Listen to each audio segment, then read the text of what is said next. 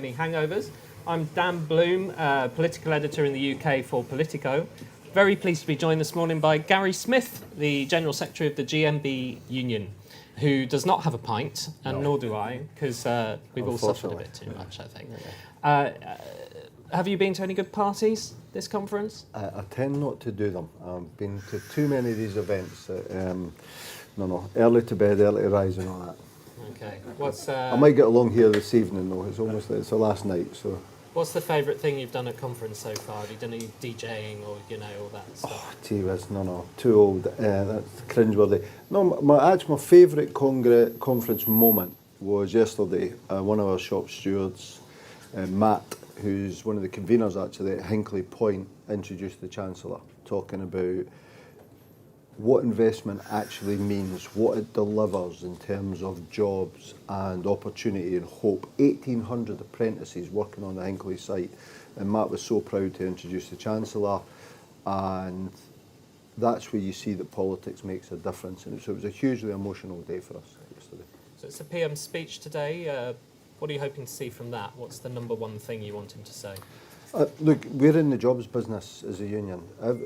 What we're interested in is investment.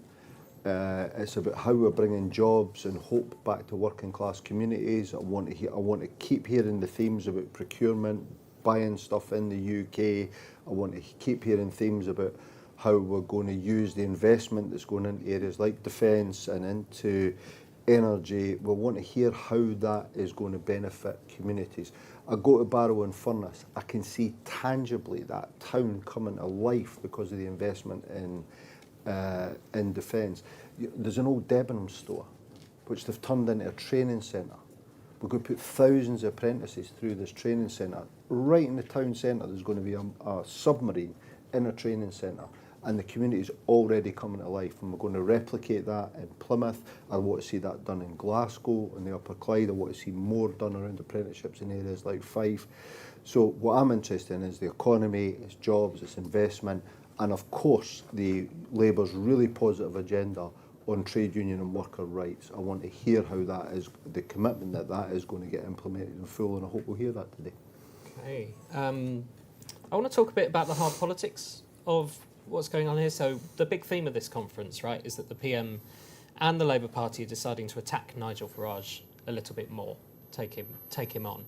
Do you kind of welcome that? Do you think that will stop people going to reform or pull them back? I think the battle's got to be taken on. It absolutely sticks in my throat, quite frankly, to see posh boys pretending to represent working class interests in this country. The reform agenda, I get all the sound bites or the messages that they try to give out. All the opportunism around British Steel and nationalisation. We argued to take British Steel into public ownership because we knew the Chinese owners wouldn't save it. It was us who called for that early. And when the chips were down and when Reform had an opportunity to vote against fire and rehire, to actually give people the right to organise in unions, or stronger rights to organise in unions and have a strong collective voice, Reform voted against it. And then to listen to Farage talking about unions and workers, and I just don't buy it. So I'm glad that we're taking them on, and I'm glad that they're going to get called out for what they actually represent. Yeah. It's interesting, isn't it, that PM called the reform policy on deporting lots of people, including with indefinite leave to remain, racist at the weekend, didn't he? Labour's also putting out policy this week. Shabana Mahmood was talking about it yesterday, where they're going to make it harder to get indefinite leave to remain. It'll take longer. You have to do things like community service. I just wonder what you think of that, because you've got members who are in things like social care, haven't you? Like, is that going to kind of affect your members? Are you worried about that? We get the whole debate over migration is highly emotive. It's difficult. This is an international challenge. You know, people are on the move across the globe, and there's no simple solution to it. And I get the emotion around it. But what I do fear, and what we're not going to tolerate, is a climate in this country where people who are making a contribution, people who are working in the economy, people who are raising families and doing the right thing, are being made to feel unwelcome. I listen to all this negativity about migration, and yet we can all think of 1,000 stories about the positive impact migration's had on our own families and in our own our own communities. And just to tell this story, just before lockdown, there's a my mum and dad, they're elderly. They have an Indian family, migrant family from India, move in next door.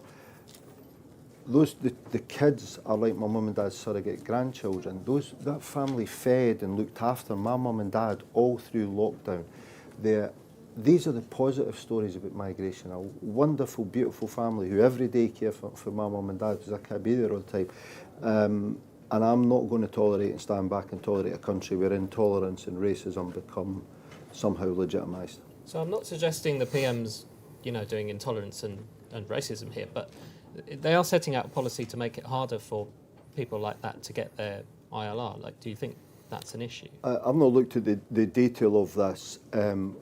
I think I get that migration and immigration is a highly emotive topic, but I am super conscious of the work that our members do, migrant workers, the work that they're doing, not just in social care, not just in health, but in manufacturing, across our private and public services. And I think we need to be the government are trying to respond to the electorate, I get that, but we need to be very careful with not feeding stories that are going to make communities feel unwelcome in this country, or that we're feeding racism. And let me just say, do you think the government's doing that? No, I hope not. But look, what underneath all this, what is driving people's anger and frustration is people feel poorer. People are feeling worse off. And Labour's big challenge is about getting the economy moving. Look, globalisation, neoliberalism, that whole economic, that whole political economy, the whole geopolitical situation is moving on. And there is an opportunity now for Labour to better define the UK's place in the world. There is an opportunity to respond to what people really want. Folk are not voting for cheap TVs and training shoes anymore. They want the factories back. They want decent quality employment back. They want wages to be rising. It's economic insecurity that is driving a lot of people's anger and frustration. And the key that Labour can do is bring back jobs and hope. Well, that's a very neat segue, bringing back the factories. Shall we talk about energy policy? It's your favourite topic, I think. I mean, your fellow union boss, you don't agree on everything, shall we say, Sharon Graham. I think she's called the government's net zero policy a complete mess, disaster zone. Do you agree? Look, where we are very different from a lot of people on the right who've made critique of energy policy is we are not climate deniers. But we have to be pragmatic and honest and sober about energy policy, and we cannot carry on, because this is what has happened, of having a policy of decarbonisation through deindustrialisation. You close Port Talbot, it's a disaster for that local community and the local economy. But of course, notionally, your carbon emissions go down. Actually, they go up because you're importing steel now from China or India, places that are burning coal to produce it. But there needs to be a more sober and honest debate, and I think people are moving towards us. I think they're starting to listen to us as a union. Moving to net zero is not cheap, it is not going to be easy, and it has consequences if you get it wrong, huge consequences for the economy and for working people. And the truth is, at the moment, the whole green thing, the net zero thing, is switching working class communities off. People are not buying it. How much do you think it's down to Ed Miliband? Because he's a real believer in this stuff, right? And he's stuck in place and he's gone for it. I'm not interested in honestly, coming into this week, all the jostling, all the gaming that's going on around politics, I'm not interested in the personalities, I'm interested in the politics. I don't think the government is in the right place on energy. I've said this consistently for a long time. I think they're doing some great stuff, by the way, new nuclear. Sizewell is absolutely the right thing to do, and I would like us to be going beyond Sizewell. So the Chancellor came to our Congress and announced Sizewell. We fought as a union to keep Sizewell, or to get Sizewell in the Labour manifesto, and Rachel Reeves is delivering that. It's great. We want to see new nuclear now in Wales and in Scotland, because that's real jobs. We're going to have 14,000 people working on the Hinckley site. 1,800 apprentices, and under our union agreements, that labour force now moves to build Sizewell. Do you think, I mean, you're also Scottish, you take a keen interest in the Holyrood elections and stuff. How is this going to? How you obviously have misgivings about the policy. How do you think this is going to affect Labour in 2026? Well, first of all, in terms of the positives, new nuclear is a huge opportunity. And if we go beyond Sizewell, we will build a bigger manufacturing supply chain for new nuclear. So let's talk about Torness, let's talk about Hunterston in Scotland and the bonkers policy for the SNP, which is against new nuclear. In terms of oil and gas, they are just in the wrong place. And if the government is going to move, not just on licensing, but also on taxation, we can bring investment, jobs and hope and opportunity back, particularly in the northeast of Scotland. But remember, nearly half the labour force offshore is actually based in the northeast of England. This is not a Scottish issue. This is a UK-wide issue. And I've been very... it'll cost Labour at the polls? Do you think it's going to... I think it's costing Labour at the polls. You go to the northeast of Scotland, they're not voting Labour. And the problem is, when you go offshore, as I do, and you speak to workers offshore, half of them, or a sizable chunk of them, are for the northeast of England. And people... What has struck me even going offshore over the past 12, 18 months, you speak to workers, they are now seeing viable assets facing closure, and there is a fear that has crept in. And this is an absolutely true story. I was offshore earlier this year, and I was this really impressive worker that I met, very big into safety and the culture, and he was making sure we were all safe and behaving appropriately when we land in a helicopter. He made the point to me that it's starting to feel like Middlesbrough in the 1980s. They're closing down industry, and how emotional and upset he was absolutely struck me. Do you worry this is an energy security thing? How much is that part of your thinking? Because we've only got 4 oil refineries left, and there's a number of aspects to energy. It is the economy, both in terms of affordability, but also in terms of jobs. Energy is really important in terms of jobs. And manufacturing industry depends on affordable energy as well. And by the way, all this discussion about electricity, British industry runs on gas. But of course there is a national security imperative here. If we have a beast from the east, and we have a pipe or a cable that goes down because we're dependent on importing so much of our gas from Norway and so much of our electricity for the continent, if you have a combination of a beast for the east and somebody interfering with cables, and we've had this in the past and in the recent past, the country would face a real problem. And let's remember, the Tories, I listened to the Tories speaking on the TV the other day, they closed gas storage. They closed it down. We're an island nation that is now left hugely dependent on energy imports to keep the lights on and keep our homes heated and industry powered. And by the way, the same Tory government allowed the Royal Navy the Royal Navy's in the dry dock. So we don't even have a navy, and we're a nation that is so dependent now on energy imports. It's bad for the environment, it's terrible for the economy, and it's a potential disaster for national security. So a lot of it's about the North Sea, as you said. Desnes, it sounds like they're showing signs of maybe getting a bit of flexibility about their North Sea situation, but at the moment, it's no new licences. What are you hearing about that consultation? Have you heard anything about when it might come, what it might say, anything like that? I hope there'll be something in October, certainly something around the budget. My caution to Labour would be this: don't fudge it. What? Do not fudge the policy on oil and gas. Labour is in the wrong place on oil and gas, and we've got to move. We cannot have a situation where Norway is drilling and finding new fields, and you're going to have yards in our North Sea, in the UK part of the North Sea, that you've got to have rigs that are facing closure, getting towed off to Turkey to get dismantled, and they're going to be looking at over the line at Norwegian rigs that are just starting to drill. I mean, this is bonkers. You want to drill, baby, drill. Well, I wouldn't say that, but I'm just pragmatic and realistic. We're going to need oil and gas for a long time to come. And by the way, this nonsense that we're moving to electric heating anytime soon, it's rubbish.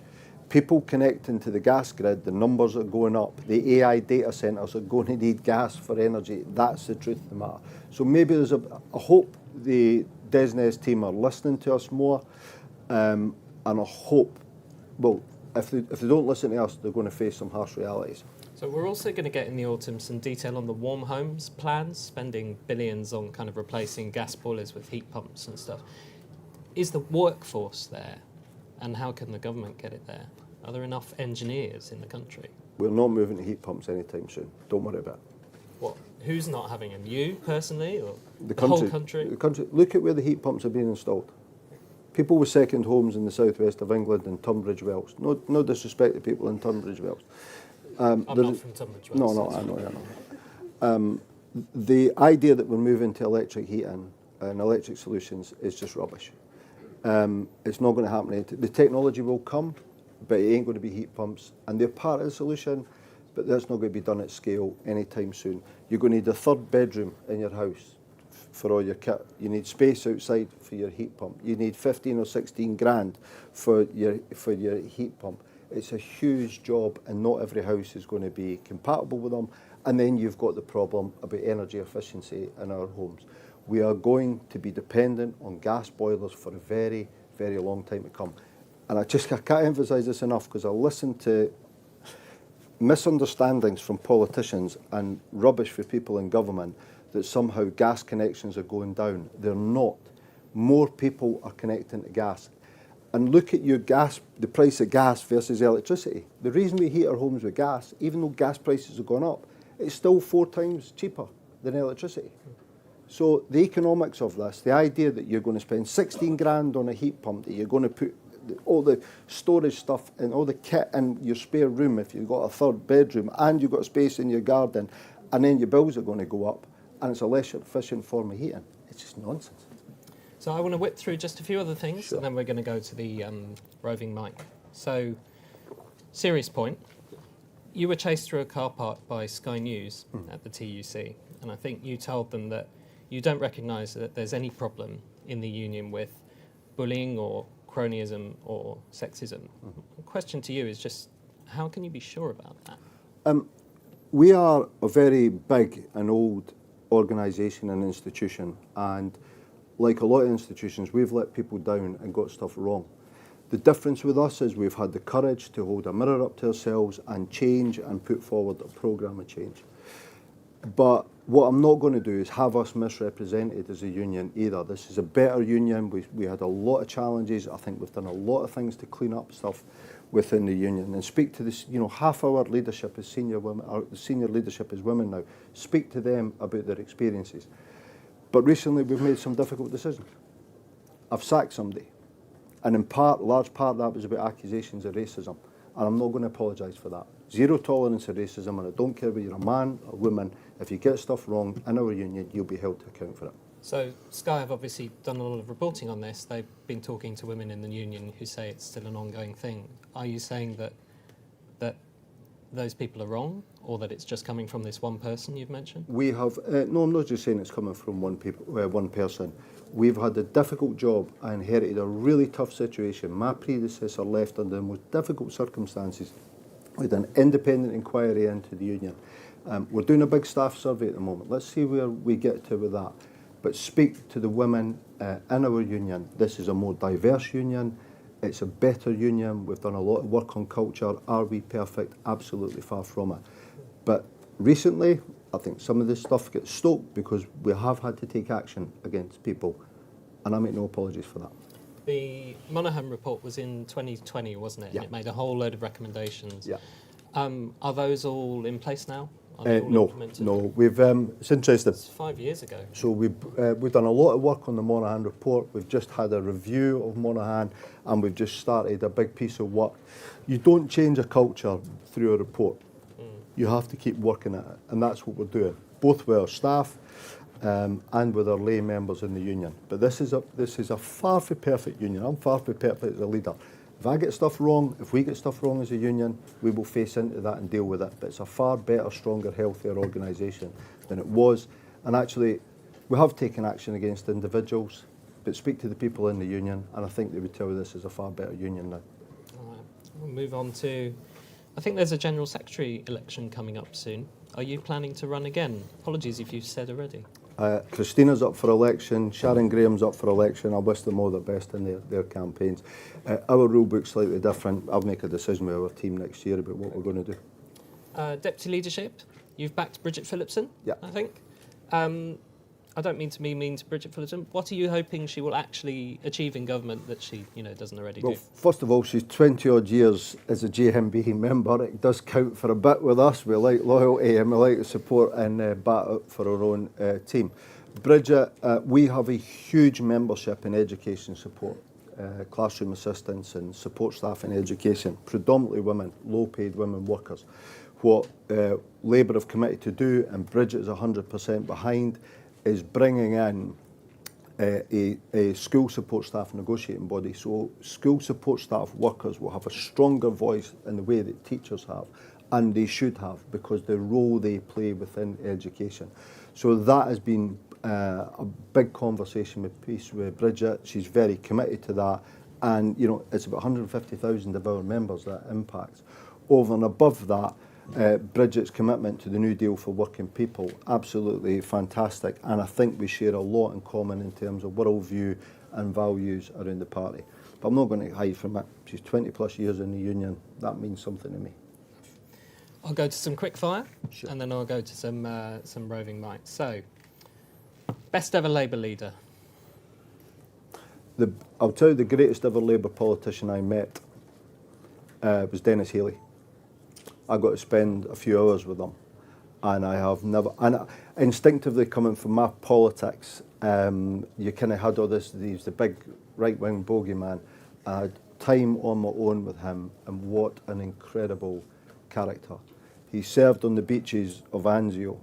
He met every Soviet leader after Stalin. He knew the founders of Israel. I said to him, who were the greatest politicians you ever met? He said, the Chinese and the Vietnamese, without a shadow of a doubt. This is a man who spent time and was friends with Nixon. Very critical of Nixon on a personal level, but also made the point he was very good in terms of engagement with China. And he had this wonderful hinterland.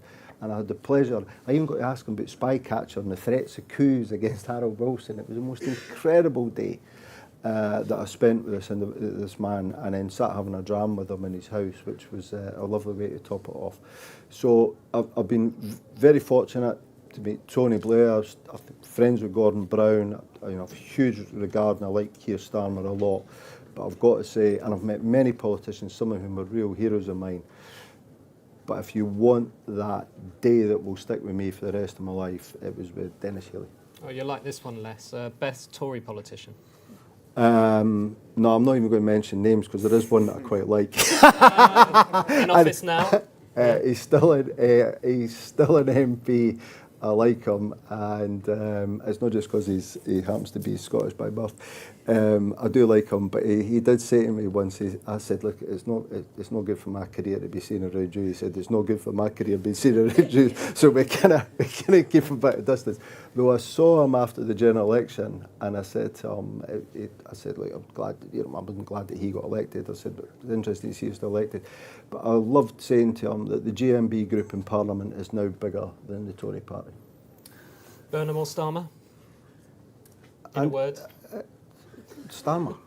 I mean, Andy Burnham, the idea that the electorate is interested in game playing, particularly at the moment, folk just want politicians to get on and do the job they were elected to do. Keir's got a mandate, he's got a huge mandate for last year. Get on and do the job. Let's go to some questions. Do we have any in the room? We've got Paul Hutchin over here. The Scottish lobby has... Oh, no. Gary, just on the Scottish election next year, Labour are 17 points behind in the opinion polls. Why do you think that is? I think there's a number of things, Paul. I'm really interested in your view on it, but actually I know you're the one asking the questions. I think, first of all, Scottish Labour has a decent general election because the National Party was doing well. And Scottish Labour is struggling because the National Party has made a lot of mistakes, or a number of mistakes, and it is struggling as well. And therefore, I think the position with the Scottish Party is going to be absolutely impacted by Labour nationally. So, you know, the Labour government really needs to get things moving, and I'm hugely optimistic, which is not my normal disposition. I think things will turn, but I think the challenge for Scottish Labour is in terms of what do they stand for, and distilling that down. And I think what Scottish Labour and the Labour government nationally needs to do is amplify more some of the good stuff that is going on, both in Scotland and across the UK. I was a bit frustrated. This story about bringing frigates to the Clyde, you know, from Norway. We're rebuilding the Clyde. I mean, this should be up in lights. You know, the SNP have appropriated all the history of the Red Clyde, by the way, who were munitions workers, not, you know, people forget that. We are, a Labour government is rebuilding the Clyde. And actually, the people who are getting in the way from rebuilding defence jobs in Scotland are the SNP. The party that's getting in the way of building or creating thousands of jobs in the energy sector is the SNP. They've been all over the place on oil and gas, and they're anti-nuclear. We've got something like 1,200 workers a week, I think, are travelling from Scotland, construction workers, to work at Hinckley. It's bonkers, because they're not getting the opportunities that they could or should in Scotland.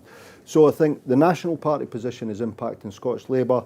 The challenge for Scottish Labour, I think, is to have a clearer identity and set of policies. And then I think for Scottish Labour and the National Labour government is to amplify the good stuff that they are doing. The Harland and Wolff yards are open because of an interventionist Labour government. Steel is still being produced in this country because of an interventionist Labour government. Babcock's and Fife is going to be busy because of a Labour government, and we're rebuilding shipbuilding on the Clyde. Why are we not telling that story in a better way? Do we have any more? Yes. Hi, Gary. Andrew Quinn from The Scotsman. Do you think then that the UK government should take away planning powers from the Scottish government so that they can build nuclear in Scotland? And also, do you think the PM could learn it for Donald Trump? For Donald Trump in terms of what, golf? I don't know, in terms of how he speaks or how he relates to. He obviously relates to working class people. He's big on energy policy. Well, first of all, I mean, you know, the stuff on climate change denial is just, you know, it's not where the science is, it's not the real world. So I don't think he could or should learn anything on that regard. What the American New Right got, and this is Trump is at the apex of that, but it's also Vance as well. And Vance actually seems more like the thinker and ideologue around this stuff. They got that working class people and working class communities were abandoned. Working people in this country, in Scotland or across the UK, feel poorer and they feel angry. They're living in too many communities that look broken and beat. We've still got communities, particularly in the west coast of Scotland, but all across the central belt, that have never recovered for the 80s. And the American New Right got that and articulate stuff that connects with people.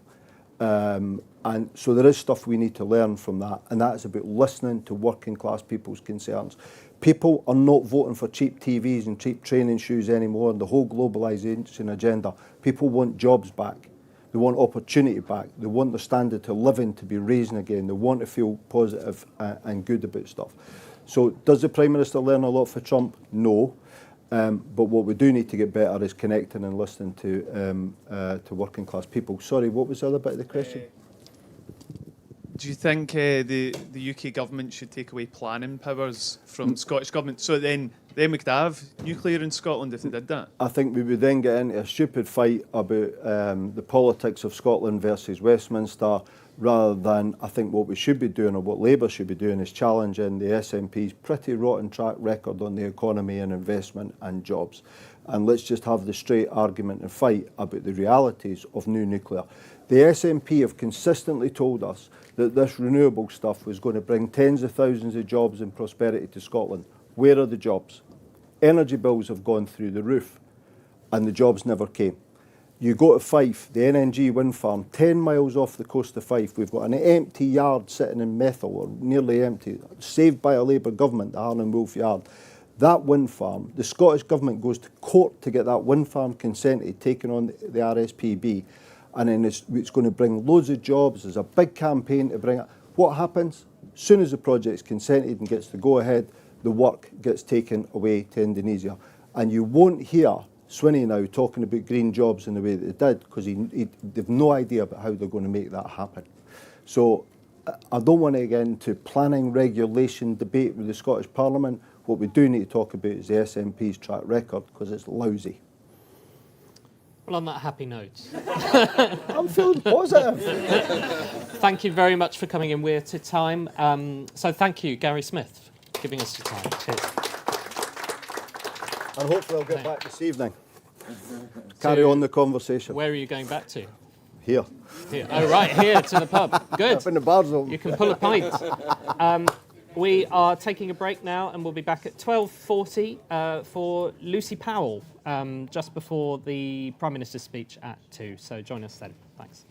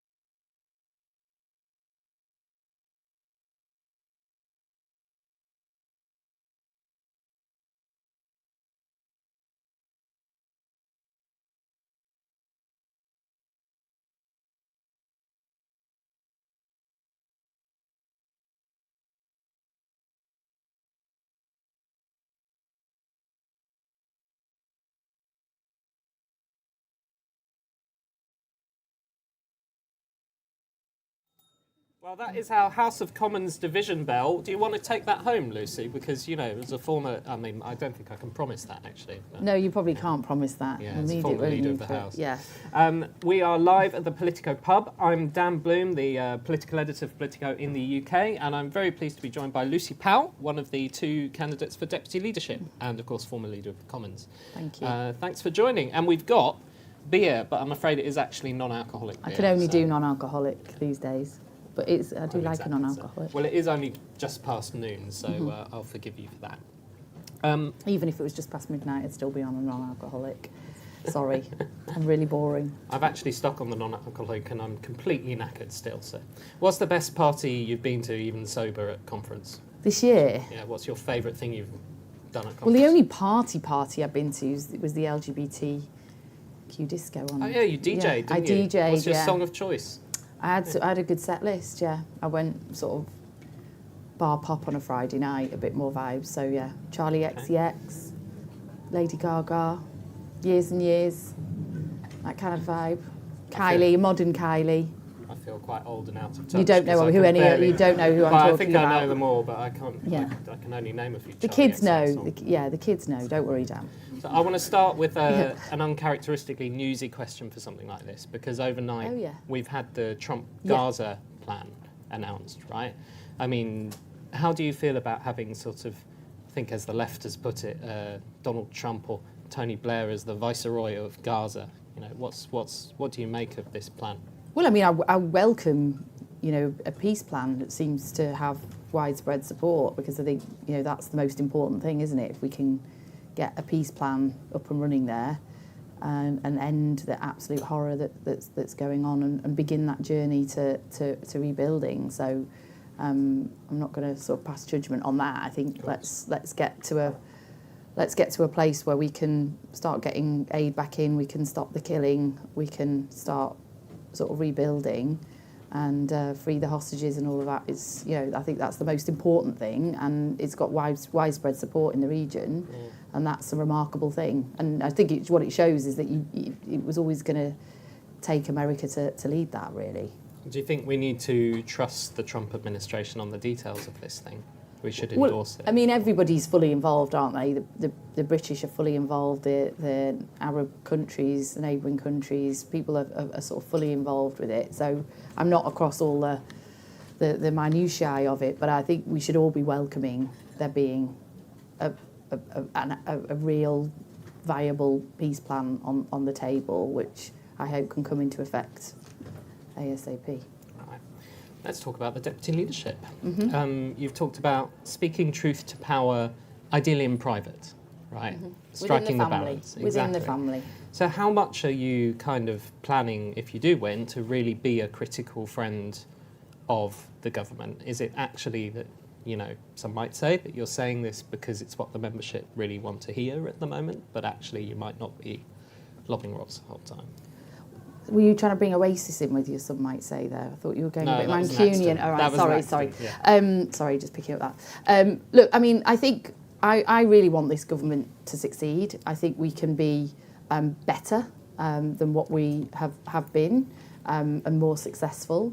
I think part of doing that will be that we've got broader voices at the table, that we're more connected to not just our members and our elected representatives, but through them to our sort of communities and workplaces. And I think if we hear from and draw on those broader voices and those broader experiences, I think we'll make better decisions. So it's about ensuring that is in the conversation and that is around the table. Like how much that is resisted or required to be pushed at, we'll obviously see. But I think what I'm being clear about is, rest assured I will do that. I will obviously have a mandate from the members to do that too.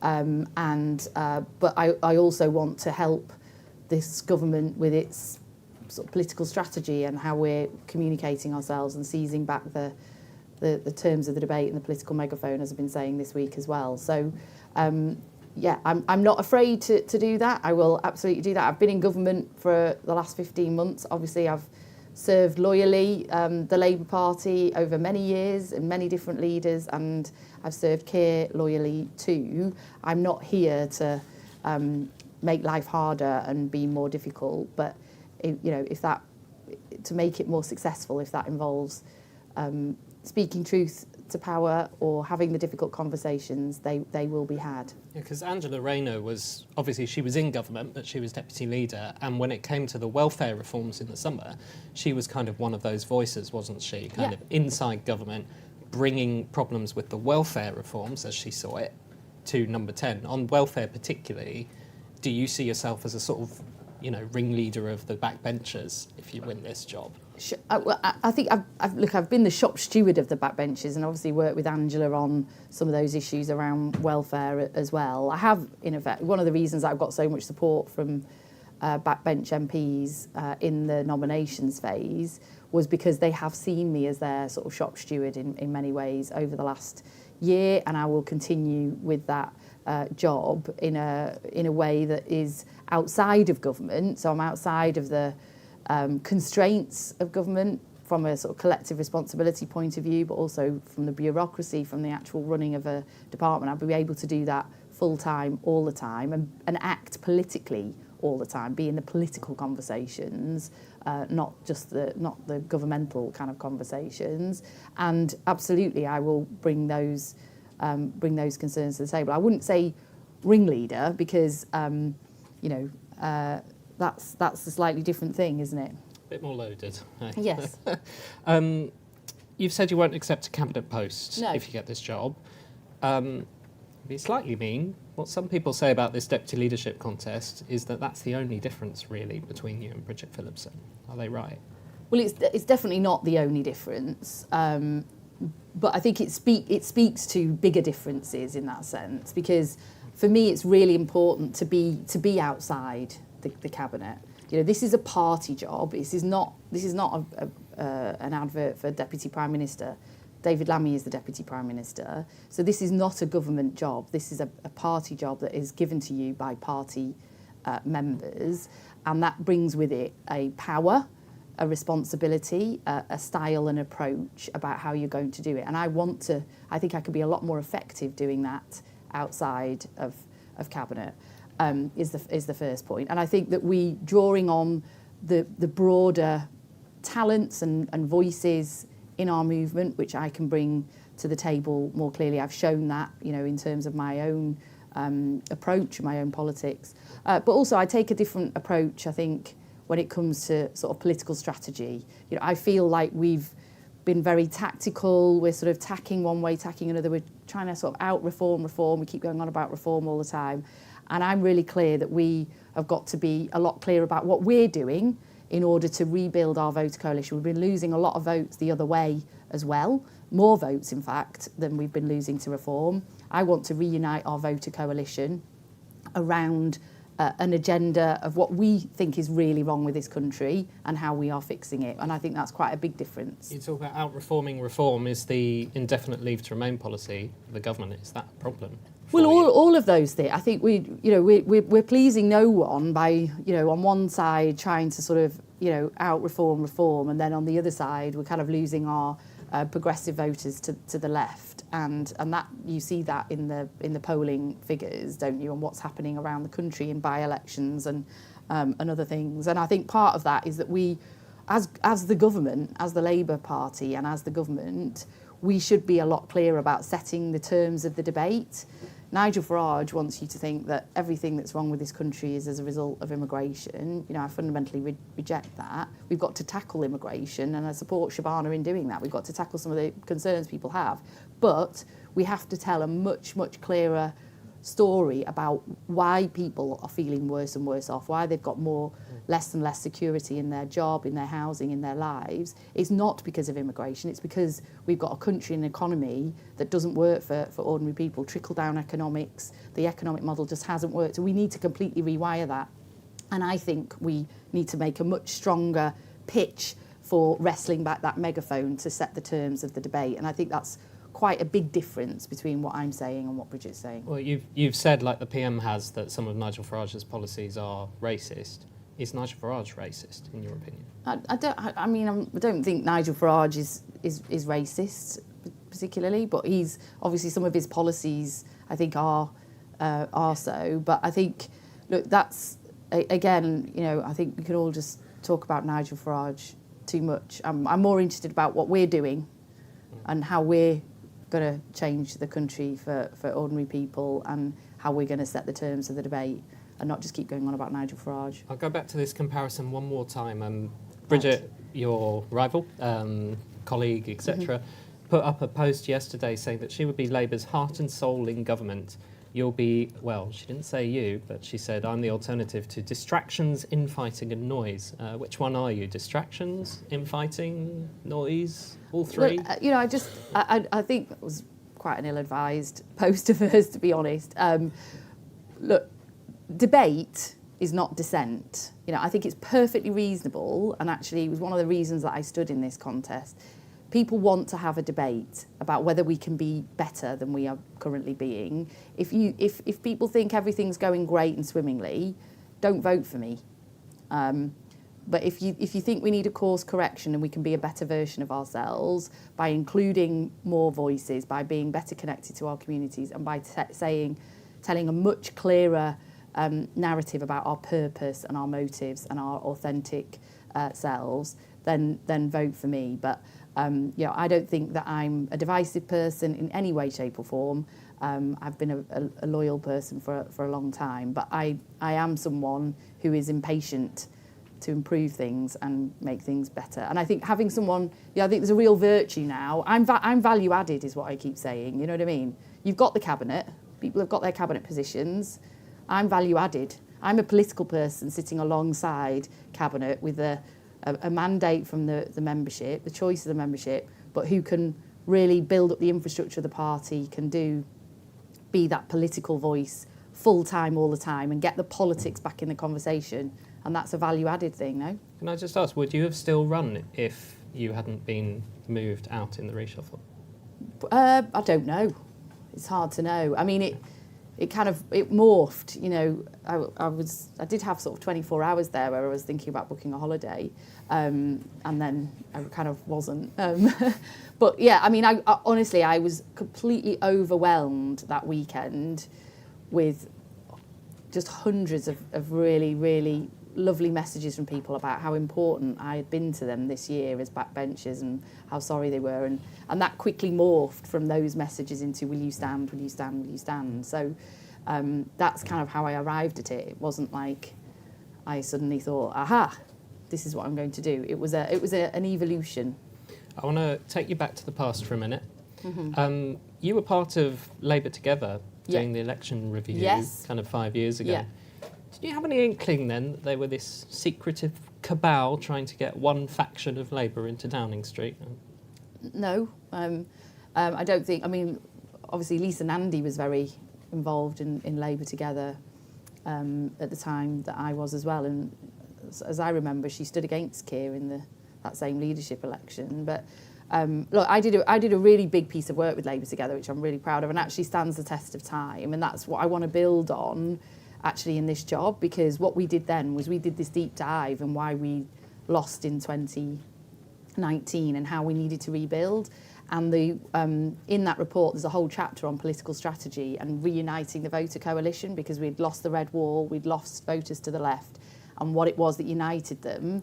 And it's that work that I did, and we could have a longer conversation about that, but I think that stands the test of time today. And we did that report when we didn't know who was going to be. We did the whole piece of work during the leadership campaign when Lisa was standing against Keir and Rebecca was standing, and it was to give to whoever won as like a blueprint of what we needed to do to rebuild and to win the next election. And actually, I think if that advice of that report had been really followed through to today, I think we would have been doing better.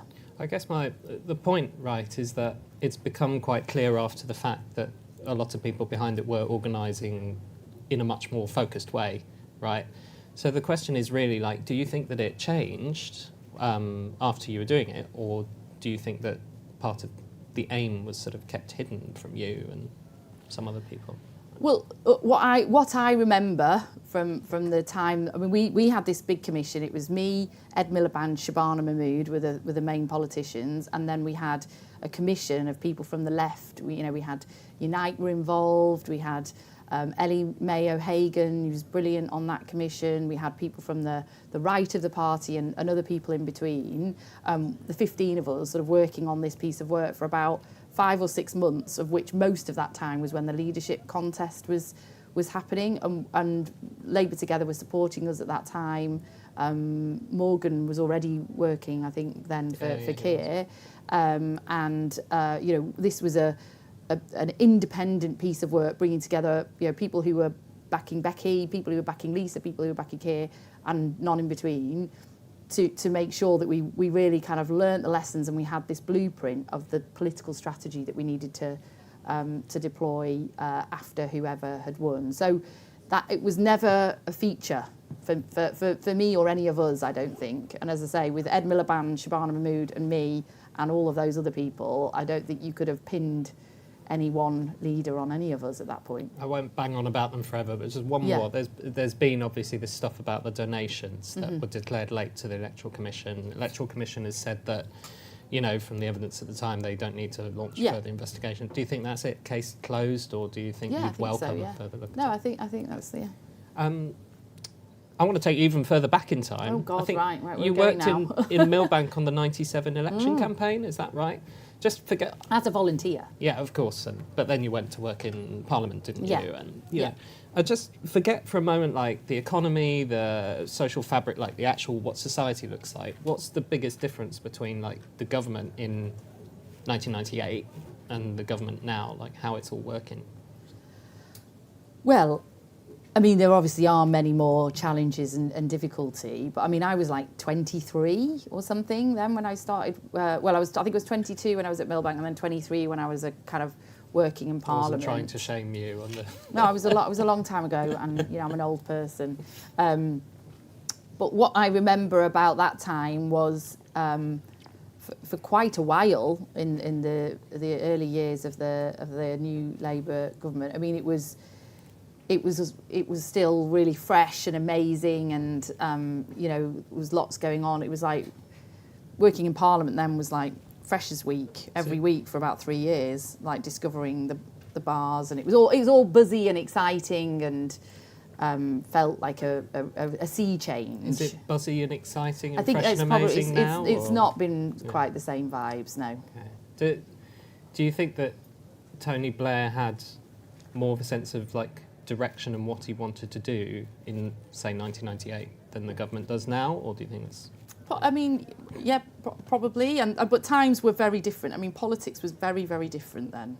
I mean, not just the economy, what's happening globally, what's the state of the public services and all. I mean, we have got these huge, big challenges all at once, like global situation, migration being a real challenge for all countries, public services, the economy coming out of COVID and an energy crisis, wars. I mean, it is huge, but also politics is really different. I mean, at that time, it was still only Labour and the Tories. So we were riding high, the Tories were on the floor, and that just meant we carried on riding high, right? So you didn't really have anyone else kind of coming along and mopping up all the differences. We're now in a big multi-party sort of state, and so it might have been more exposed then. I don't know. You just can't translate. If there'd been a sort of a vehicle that was neither the party that's just lost an election and had a long time in office that everyone's turning away from, or someone who's just been voted in and it's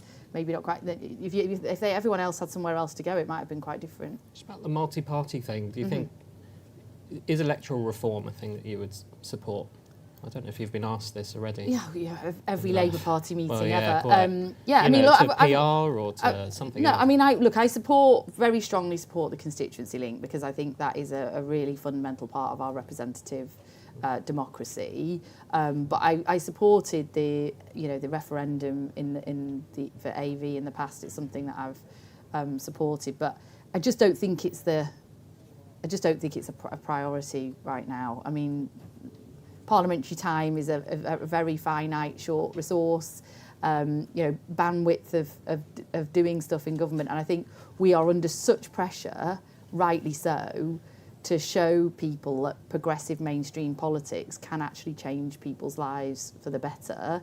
People need to see that change. They need to see that we're doing it, and therefore all our focus needs to be on that. And I think sort of taking away from that and distracting from that. I mean, look how long it's taken us to get the hereditary peers bill, a short bill that shouldn't be controversial, really, constitutional change. Look how long that's taken us to get through.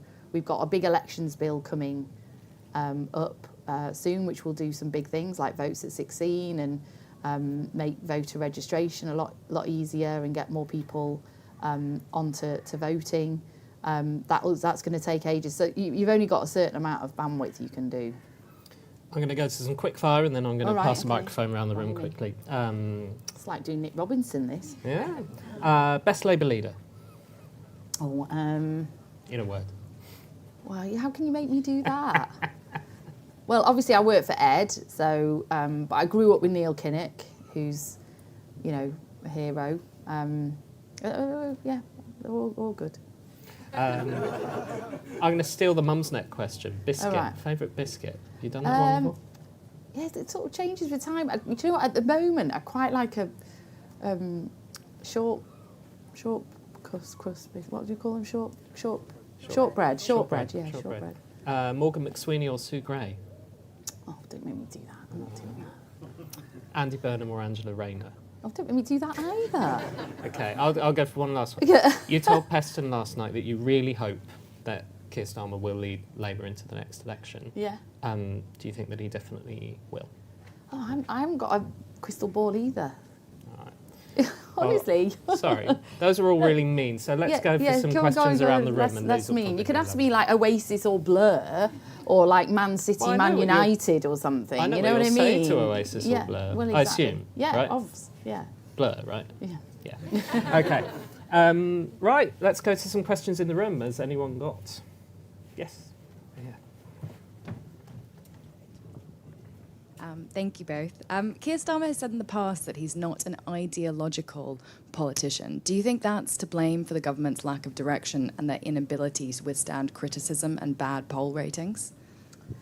Well, I think we've got to give a clearer sense of who we are and who we are serving and whose side we're on, and I think that's really important. I've said sort of this week that, in modern politics, it's all about the war for attention and the war for authenticity, and we've not done great on either of those things. So I think we've got to give a kind of greater sense of our sort of authentic selves and what we are trying to do. And I think there's lots of ways we can do that, but we just need to keep coming back to it so that every single thing we do doesn't look tactical, but we've got more kind of principles and purpose sitting behind them, and everything we do doesn't just look like a separate event, but part of a bigger picture.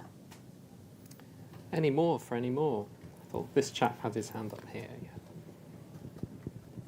Oh, sorry. Hi, Lucy Powell. Listen, Thank you for your speech. You mentioned it's a party position, and you said that the constituency are the, so what would you do? Because I know a lot of constituencies and a lot of members feel that the constituencies don't really feel represented by the governing part of the party. So what would you do to represent the constituencies and I think the unions as well? Yeah, well, absolutely, and good question, and I think that's why, I'm really clear. This is a party role. This is not a government role, and so therefore, being the voice of the members is absolutely to the core of what this job is. And to be that effectively, you've got to be constantly in touch and constantly having that dialogue and that debate and being that feedback loop, that bridge, however what you want to describe it. So, and I think at the moment, part of the job would be also a bit of a boost and a bit of a morale boost, getting everyone going, mobilising, and doing that. So I think part of that is for members and constituencies and the unions to feel like their views, their experience, they are contributing and they're valued. And that's about being heard, but it's also about responding and acting as well. And I think that's what we've just got to get a lot better at doing. So some of that's organisational, but quite a lot of that's political as well. We'll go for one last one if anyone's got. Yep. Anna. West Reading has just said in the hall that he welcomes Angela Rayner come back. He said, actually, we need her back. Do you agree? And when would you like to see Angela Rayner back, if you do agree? Yeah, I thought you were going to ask me something technical about what Wes has said in the hall then, because this is a bit like being at Glastonbury where everyone's like, have you seen such? Have you seen such and such? You're like, no, I'm in a completely different field.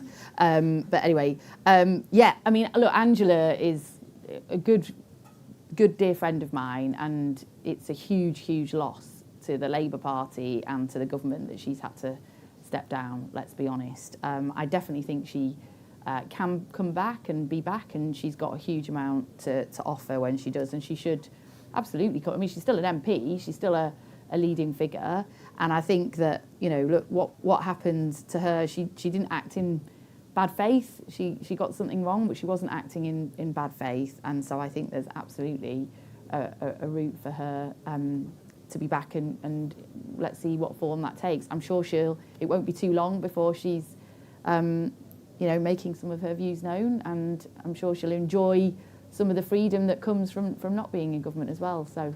Do you want her back within the next year, do you think? I mean, what do you mean back? In government.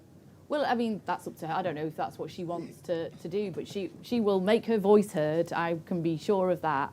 You know, Angela, as I say, has got a huge amount to offer, to contribute. She's also an incredibly resilient person who's often underestimated. And, you know, I'm sure it won't be too long before we hear from her and see her again. And whatever form that takes, you know, that's up to her.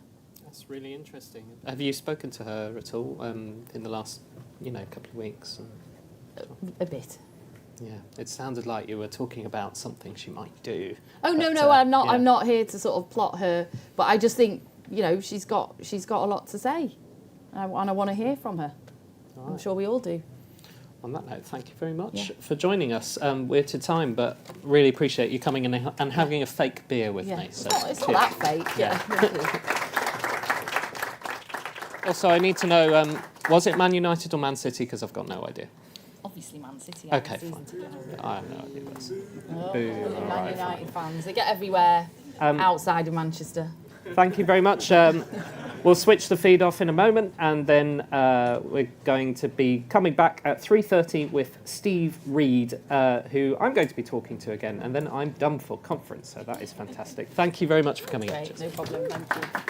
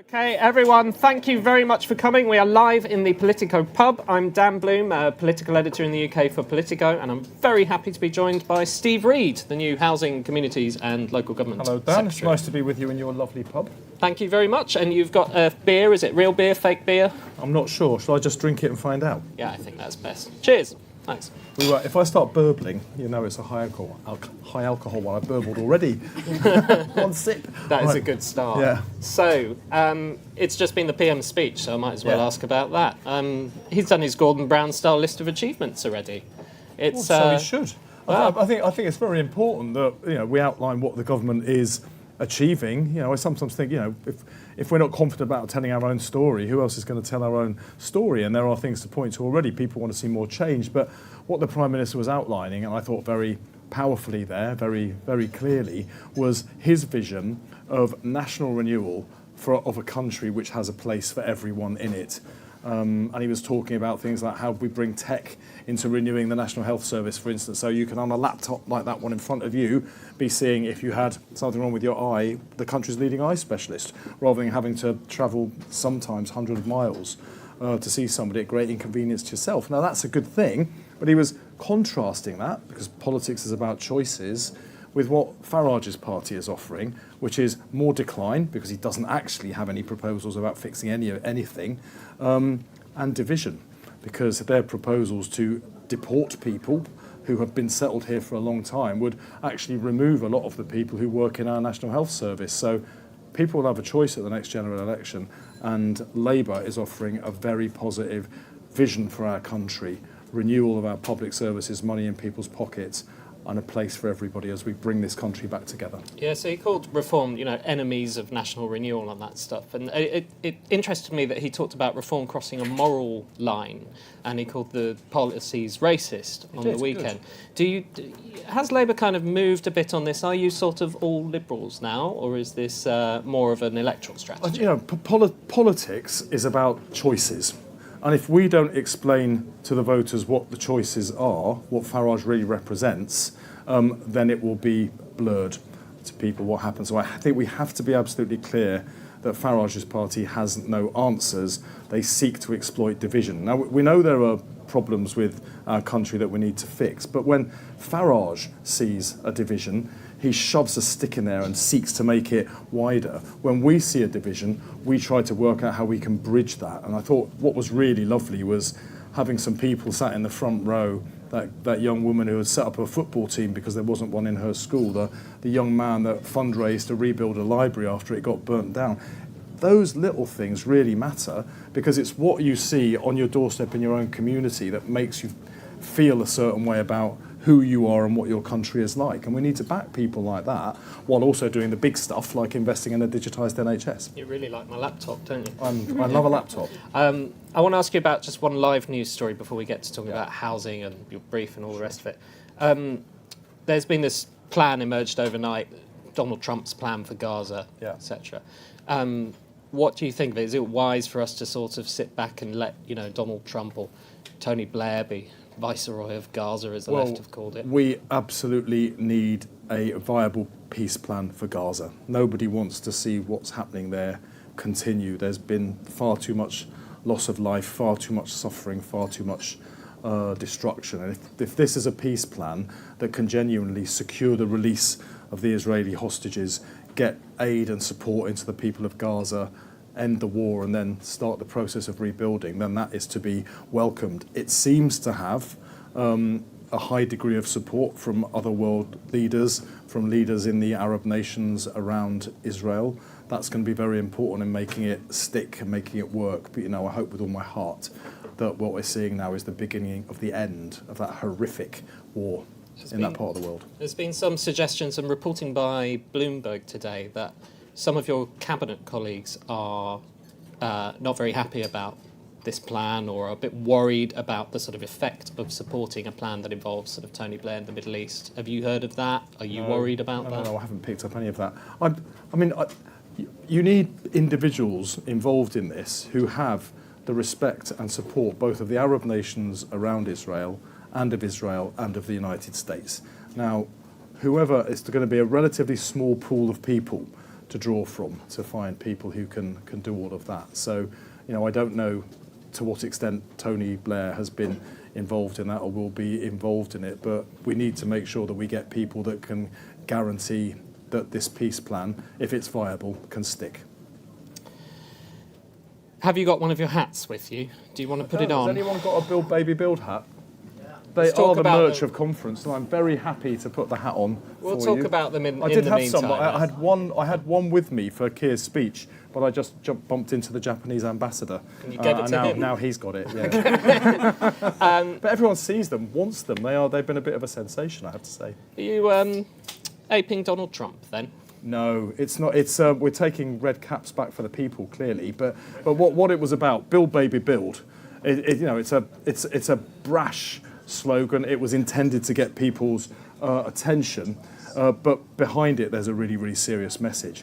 Because in this country we have a housing crisis, and the effects of that crisis are that homelessness, rough sleeping, people sleeping in shop doorways and underpasses has doubled under the Conservatives. In my casework as an MP, over 50% of what people come to talk to me about is housing. A lot of families stuck in temporary accommodation. You're meant to be in there no longer than 13 weeks.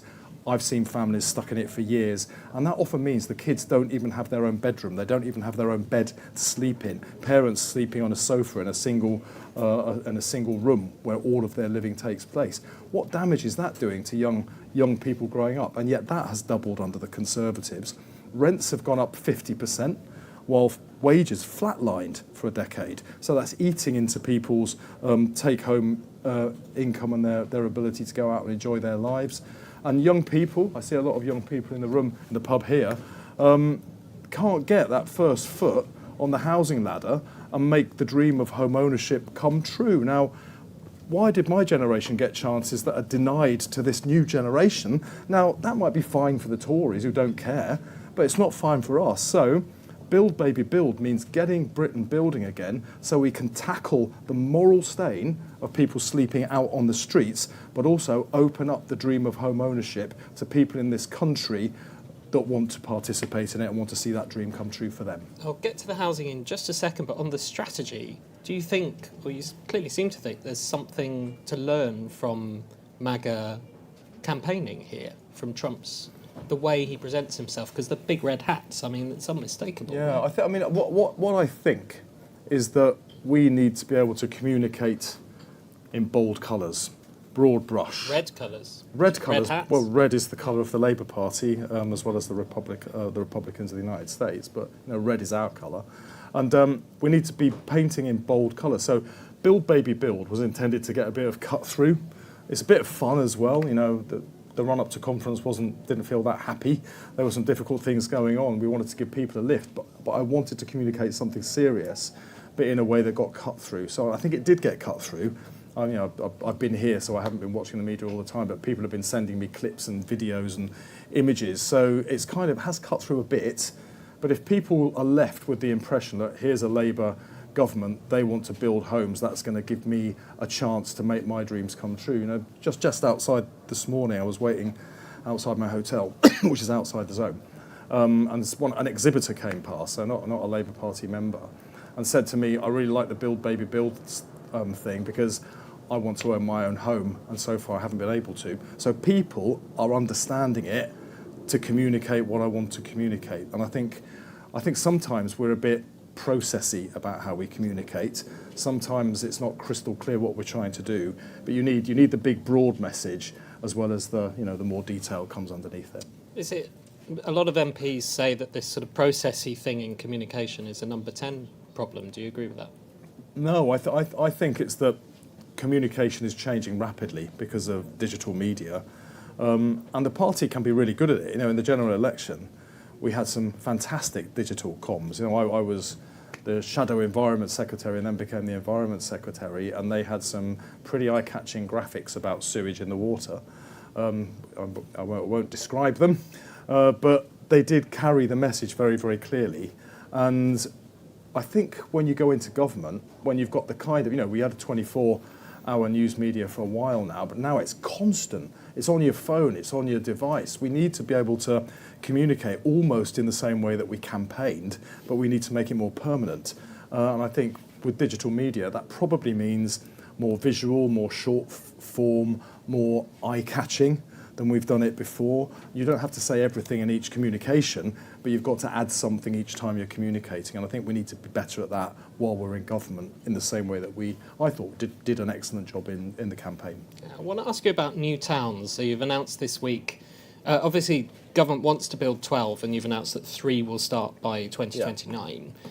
When are you going to start the rest of them? You're going to give me a deadline? So what we've said, we commissioned a task force to look at which of the many bids that had come in were those that would be progressed. And they identified 12 new towns, and those will be progressed, of which they identified 3 that were the most promising. So those were Cruise Hill outside Enfield, Leeds South Bank up in Yorkshire, and Tempsford in Bedfordshire.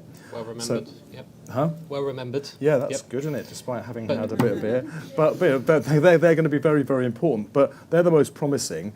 But there needs to be strategic environmental assessments before you can absolutely confirm which will go ahead. But we will get spades in the ground on 3 of them before the end of this Parliament, and we will progress work on the other 9. So that is separate to the 1.5 million homes that we're going to build before the end of this Parliament. But are we talking spades in the ground on the other 9, in the next Parliament? Will they all be spades in the ground by 2034?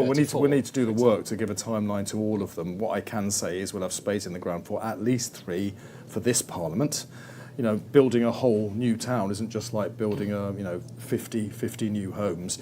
You've got to make sure all the infrastructure is there, the public transport is there, the investment that's going to bring jobs. People want hospitals, they'll need schools in there as well. They want access to green spaces. I mean, these could be, we're asking people to be really innovative about what we might be able to do with the new towns. Like, we were just hearing about, I keep pointing to your laptop, but what would an AI-enabled town look like?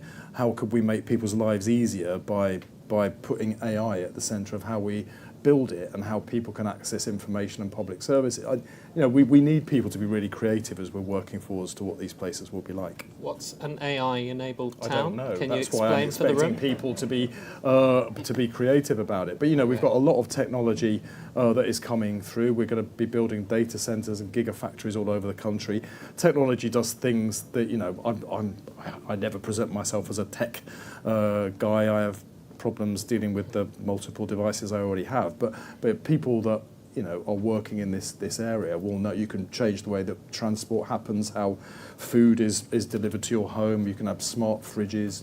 There's all sorts of things that you can do, and I think we should look at the opportunities. And will anyone be living in any houses in these new towns by the time of the next election? Well, we need to look at what the trajectory will be. So I don't know in detail yet, because we're going to still work it through.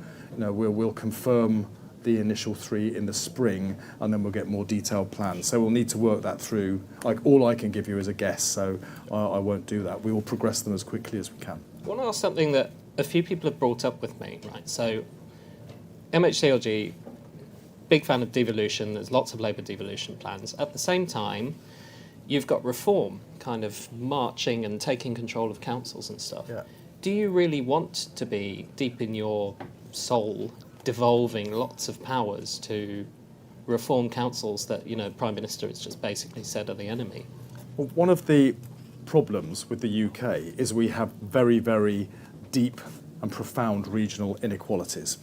Some regions of England are as poor as regions in Eastern Europe, and yet we're an advanced Western nation.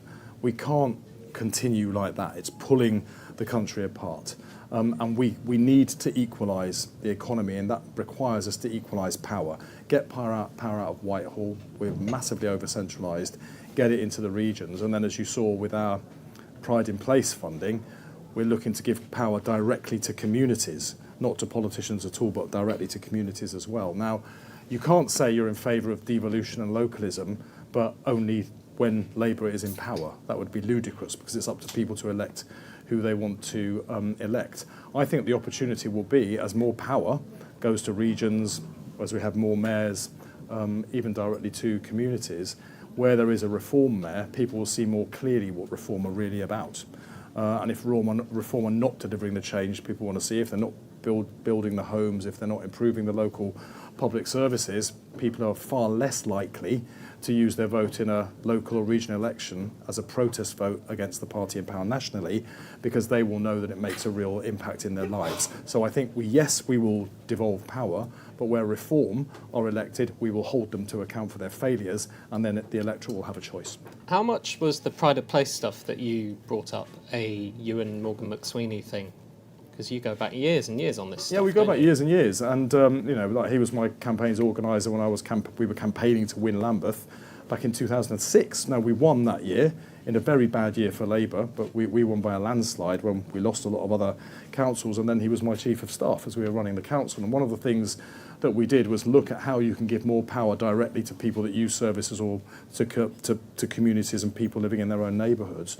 And it dramatically improved the way that services were running. To give you one example, the children's services in Lambeth, when we were elected, well, I was elected, he wasn't, but when our party was elected, were rated amongst the worst in the country. When I left 6 years later to become stand for Parliament, those children's services were rated not just the best in the country, but it was the first council to be rated outstanding in every single category. And that happened not because of any particular insights of mine, but because we gave the kids who were living in foster care, the kids who were being looked after, and their families a much bigger say over the kind of services that they wanted to use. So I know that empowering people on the front line improves public services. And in the job I'm in now, as Secretary of State for Housing, Communities and Local Government, I want to look at how much further we can go in giving power to communities, because with the right support, you obviously mustn't overburden people. We're not talking about coming into buildings and actually running them, but you should have a voice. You should have a hearing about what you want those services to do, and they should respond to what you're saying as a service user. My experience, and I know from Georgia Gould was doing something similar in Camden, up in Wigan, they were running a similar model, but it leads to better services, higher rates of satisfaction, and it rebuilds trust in politics, because people see that they engage, there's change, and things get better. And that's exactly what we need to do to rebuild trust in politics. I want to ask you a laptop-related question. That worries me. You know that Sky interview when you were asked about Labour together, and the Tories said it was very convenient that your internet cut off at the same time. Did you cut your own internet off? No, Okay. no. What happened was I was standing in front of an iPad and I was speaking, and a little thing came up, 5% power left, and then it just powered down. It was still working, so I was able to still talk, but no, it switched itself off. I should say about Labour Together, you were involved in it way back in the early days. Yeah, helped set it up. Do you buy this, how much were you aware, put it that way, that it was this, as it's painted now, a secretive cabal to get one wing, your wing, of the Labour Party into power? No, it wasn't a secretive cabal at all. We had a group of MPs that we got involved that wanted to be involved in how we reconnected our party with the country, and those MPs included Bridget Phillips and Wes Streeting, Johnny Reynolds, Jim McMahon, a lot of people that have now got senior roles in the government. But we all came together, as politicians should, in my view, to think about, at a time Labour was losing support of the polls, how do we reconnect Labour with the country? And that's exactly what happened after Keir Starmer became leader of the party. He picked the party up off the floor. He led us through a landslide general election victory, and now that majority in Parliament gives us the obligation to deliver the change that people voted for. So I think politicians talking to each other about how you make things better is what we need more of.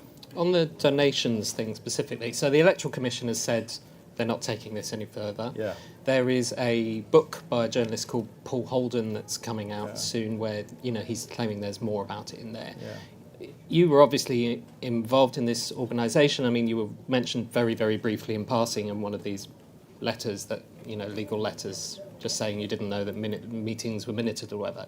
Do you think there's more to come, or do you think everything is out there? No, this journalist, I think, is the son-in-law of somebody who worked very closely with Jeremy Corbyn in Jeremy Corbyn's office.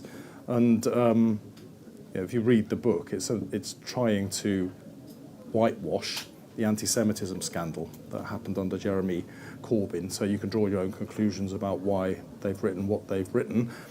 But on the particular point you're talking about, Labour Together identified the mistake itself, reported it to the Electoral Commission. They investigated it years ago, imposed a, in relative terms, small fine, then closed the case. Now the Tories have tried to sling mud and claim there was something else going on. The Electoral Commission have considered what they said and said, no, there was nothing else going on. The case was closed years ago, and that really is it. And the fundamental question about it is, were these donations declared late? So to kind of basically conceal the weight of support behind Labour Together at the time. Not. Of course not. No, of course not. I mean, that was closed years ago, and it was fully dealt with. Yeah, and as soon as Labour Together realised its own mistake, it was Labour Together that reported it. Now, the implication behind what you're saying is that it was attempting to cover things up. If you're covering things up, you don't self-report them. I've got into very serious territory, and I'm going to lift us back out of it briefly. I'm going to give you a quick fire round and then go to a roving mic around the room. Pardon my French. Build, baby, build, or let's fucking do it. I prefer the politer version of Build, Baby, Build. I think the other alternative on hats wandering around Labour Party conference wouldn't go down so well. I mean, it is wandering on hats around the conference. There are bucket hats, yeah. With the second phrase? With the second phrase, I haven't seen those. Right, okay, We'll get you one. No, I don't think I want one. Not a good look.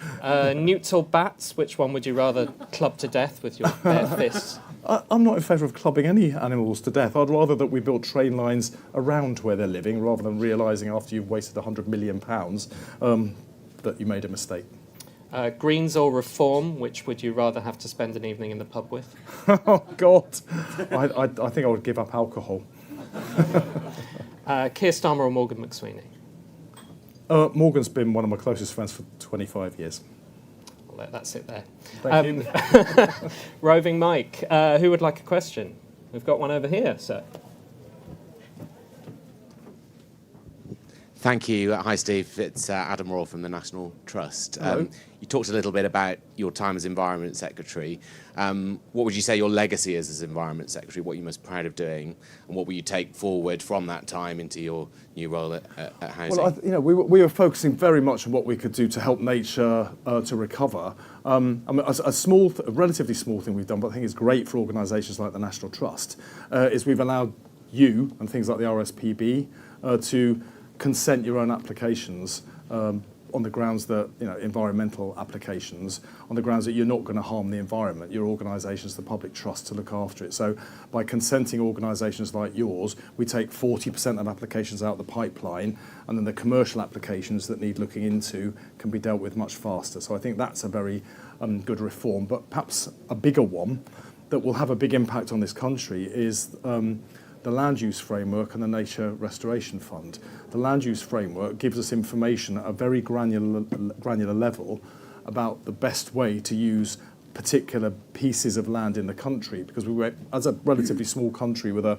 big population, we have a lot of pressures on our land for things like energy infrastructure, housing, nature, food production, and we need to make sure we make the best use of all of it to get the maximum outcome. So the Land Use Framework, which is probably something most people haven't heard of, I think is a really radical change. And the Nature Restoration Fund means that developers who are building all of this housing under Build, Baby, Build, not the alternative phrasing, will pay money into the fund, and then Natural England will spend that to restore nature at scale across whole landscapes. So this government is going to be great for nature.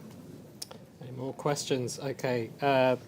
I can see Matt Dathan from The Times, so I'm going to go with a journalist. Thank you, yeah. Matt Dathan from The Times. Hi, Steve. Are you pressing ahead with the working group on Islamophobia? And if you are, how will you ensure it will not be a blasphemy law through the back door, and how will you protect freedom of speech? Yeah. No, well, that was set up a while ago, and I think it's due to report fairly shortly, actually. But when I'm looking at their proposal, which I will need to do, I haven't seen it yet, so I can't comment on it. Paramount in my mind will be the need to protect free speech. That must come first.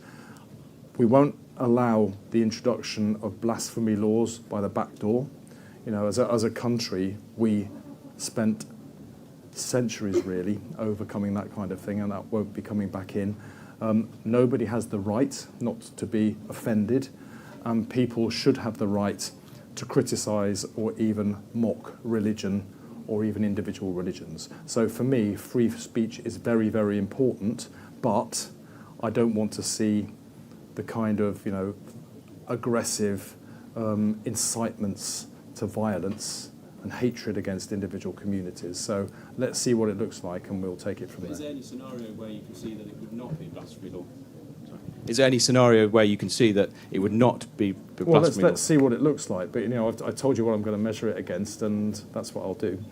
Got time for one more question. It's a lot of people. The lady here.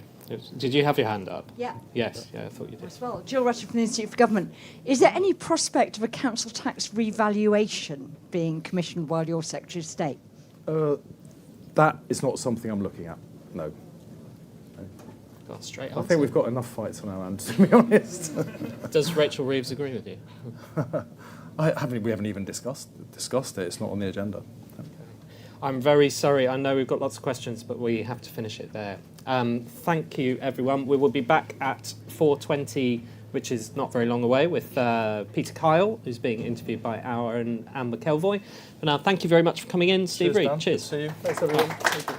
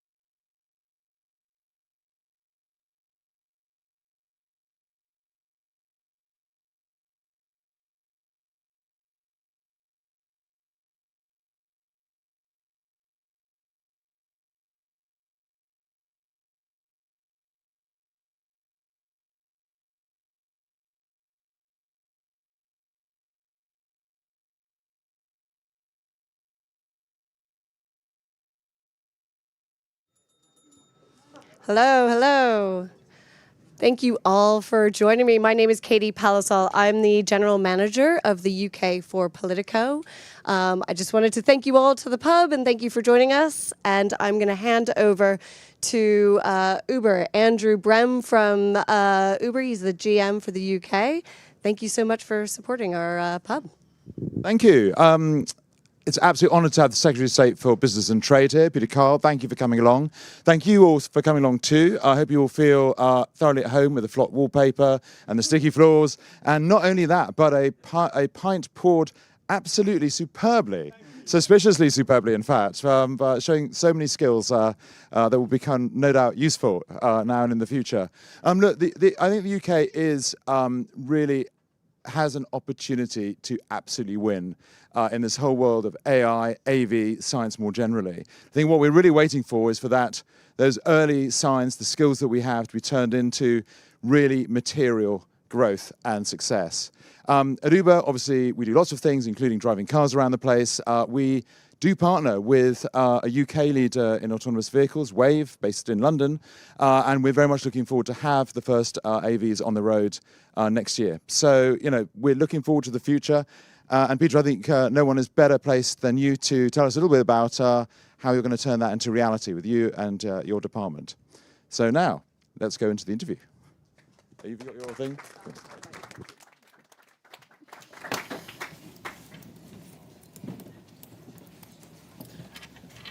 And you were Hi. You were over there, but they were also anxious when I was pouring a pint. They all thought that was going to go wrong. No, they literally thought I couldn't just do that. And there was all these people. You do realise after the bacon sandwich of Ed Miliband that your career was in your hands at that point. Well, let's dive straight in. Pace the interview. Did the Prime Minister do enough today to satisfy quite a lot of people here in this party, let alone beyond it, who thought that he might not be the man to lead the party into May elections, let alone beyond? You only have to see the reaction that he got in the hall. It was, it was a very thoughtful speech. It was a very Keir unleashed speech. It was very much as I know Keir to be privately, and that is thoughtful, considered. But also, you saw that other thing, which is sort of the kind of urgency and slight, I don't want to say anger, it's too much, but he is really passionate about stuff. And I don't think people have quite seen the combination of thoughtful but also quite passionate in a really kind of anxious way, because he knows we're a year into government, and he knows it's been a difficult year in government. And he knows that people are hungry for change and to feel the change, whether you're running a business or whether you're a person that needs more sort of money in your pocket and. It sounds like you think he realised that he knew himself. They had to get his act together a bit at this. Not get his act together. Because look what he's done in the last year, and look how he's healed our relationship with our global partners. How he's wended our way through extraordinary global challenges to deliver the US trade deal and the Indian trade deal and all these other sort of global challenges that he suddenly is just in the middle of, because of the fact he is able to bring people together, and he's very adaptable in these circumstances, and that's what we've seen so far. But we do need a different pace from government in the next year than we've had in the last year. He said that Britain stands at a fork in the road and sought to frame the fight very clearly between himself and Nigel Farage, even in personal terms. Do you think he actively dislikes Nigel Farage? I don't know. Keir, there's only a couple of people I've ever heard him privately say that he dislikes. Go on. No, I'm not going to lie when I say. Oh, all right then. Seeing as though you're asking, and I've got a Diet Coke in front of me. No, and he. When I say that what you saw from Keir today is the Keir that you see privately, it's what he did that I think was so good was that he painted a vision of a better Britain, one in which we're coming together to solve problems, one where we acknowledge difference, we talk about difference, and we do so within the values of the flag, and yes, be comfortable with the flag. That's very different than just pointing at someone you disagree with and sneering at them and undermining them and questioning their values and who they are as individuals and what motivates people. Right. Well, the battle with reform was was painted as a fight for the soul of the country, every bit as rebuilding Britain after the war. So he was really going to town there on the rhetoric. Now that sounded like really like a battle cry that you might hear at the beginning of an election campaign. And actually, another way to look at it is, are we really now in for what could be 3 to 4 years of electioneering instead of governing with the sort of confidence? In government, as you know, you're in a delivery department, you've got to deliver. You're either sort of in campaign mood and you're sort of squeezing people against your enemy, or you're kind of really focused on delivery. And I think people are a bit confused now about what the government is setting out. Okay, so I think you're right and you're wrong. I think you're right. Well, let's go with the right bit first. Okay, all right.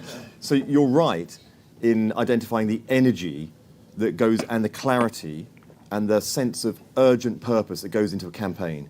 But we're not doing this for a campaign. We're doing the same sense of urgency, clarity, and the drive, the unrelenting drive that goes into winning an election, we are now doing towards delivering economic growth. The first mission in government, and all the other departments that for whether it's Ed when it's the transition to renewables, certainly with Rachel and all the rest of it, and in business, this is the department of growth. Every department, lays the foundations for growth because public services and the economy and all those sorts of areas and transport, but it is the private sector in this country that will create the growth. So, what people will see is that energy that you've just identified, but that is focused on these things that are barriers to growth and these things that we can create growth with. And these are the things we have to go, big on. He conceded that a lot of businesses had felt the pain since the first budget when Labour came to power.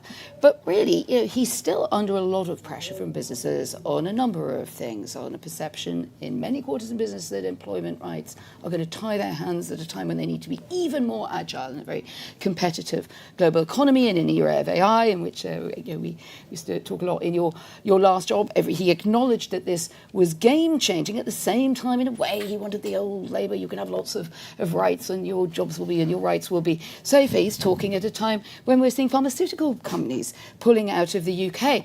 If you were listening from a business perspective, in certain quarters, you could say this was a speech for lots of other people, but it was not really a speech that would make you think, this is UK PLC, the Prime Minister has got our back in a practical way. I think this was a speech that the thing I liked about it, it was shorter than the one he did last year, but it was very principles based. And that's, I think, what people are crying out for at the moment, is what is the values and principles and how will you apply them? Rather than just going through every single sector and then all of the different, the sort of, you've been covering this for a long time. I've been observing it and participant for a long time. When it comes to a leader's speech, there's just a checklist of stuff you have to get through. I think what he did today was put all of that to one side and say, what is it I want to say to people? What motivates me and how will I approach it? What did you say to businesses that would make them think the operating environment, the things that people are critical about? So the first thing is... It's going to make any difference? Well, the first thing today is you saw the Prime Minister say he gets it. And I don't think anybody would look at him and say that he didn't. Now, the second thing to say is about the workers' rights and all the rest of it. We have an economy which has just moved forward because society has moved forward. Technology has disrupted the economy. Therefore, we have today the ability for people to undercut a business in the same sector, not through competition, but through using zero-hours contracts and a race to the bottom, which I don't think we want in this country, using labour in ways that we haven't had in our economy for quite a long time. Now, what we are doing is making sure that competition is now equal, and those companies who invest in their workforce and invest in innovation and invest in the future of their company and the environment that they're in, they're the ones that will prevail. Because if they're being undercut by people who are using cheap labour and getting around labour legislation in order to deliver competitive advantage, then of course we're in an economy that's in a race to the bottom. Nobody wants that. They acknowledge they don't want that. So what we're doing is raising the floor and getting it fit for the 2020s going forward. That means we have a competitive environment. And yes, when we get to the point where we move forward, we will have a pro-worker and a pro-business set of legislation that's fit for the age we're living in. I think you'd be quite happy with that answer. Now, what about the Ghost at the Feast, the banquet here? Oh, you even know where I'm going with that, don't you? No, but it's like, is it last week's Ghost at the Feast? No, or is it, this week's okay, Ghost at the Feast, right. Andy Burnham, pledged his support to the Prime Minister today, but still has some differences on digital ID, etc. I mean, do you think that enough was done then by Keir Starmer to see off those who were thinking, perhaps didn't come into this looking for some sort of sectarian conflict in the Labour Party, although it's actually quite good at that, but were thinking, Andy Burnham, maybe there's more to him and he would be more the answer to what their views and what they feel the Labour Party should stand for? Well, firstly, he has committed support for the Prime Minister, and secondly, he has voiced differences with him on policy, which shows perfectly well that there is a live debate within the Labour Party and people aren't being shut down to have that debate. So I think he's kind of... Although he did say it was, didn't he? He said it was being shut down. So he's kind of proved the point that he was trying, the negative he was making has just been proven, by today in the way that it's all unfolded. And at the end of the day, this is politics. This is a political party, and the party has spoken, and you saw it in the hall today. This was a united, upbeat, committed Labour Party that is positive for the year ahead based on the vision that was spelt out by the Prime Minister. And I don't think anybody in the hall was looking around over their shoulder for somebody else to articulate an alternative vision in this moment. And that is the spirit in which we will move forward after this conference. Do you think Andy Burnham would be chastened by that experience? That's a question for Andy Burnham. It really isn't for me, because literally I've got a lot on my plate. Worrying about Andy Burnham and what he's thinking at the moment isn't on it. Asked and answered. The big story today, possibly even more salient than Andy Burnham, is, of course, the peace plan put up by President Trump to end the conflict in Gaza. The Prime Minister welcomed that in his speech. Donald Trump has said that Sir Tony Blair, former UK Prime Minister, you know well, and was, I think, was around during your rise ministerially, wants to join the international body overseeing Gaza under this plan to end the war. Now, you may have had a great time with Tony Blair, but a lot of Labour Party members, and dare I say it, backbenchers, are quite sceptical, and they're vocal about their worries about his involvement in any sort of viceroy role. Do you understand that? We have to see what the nature of everything unfolds. All of this is contingent on the initial agreement and the ability and the desire of Hamas to come to the table and actually sign a deal.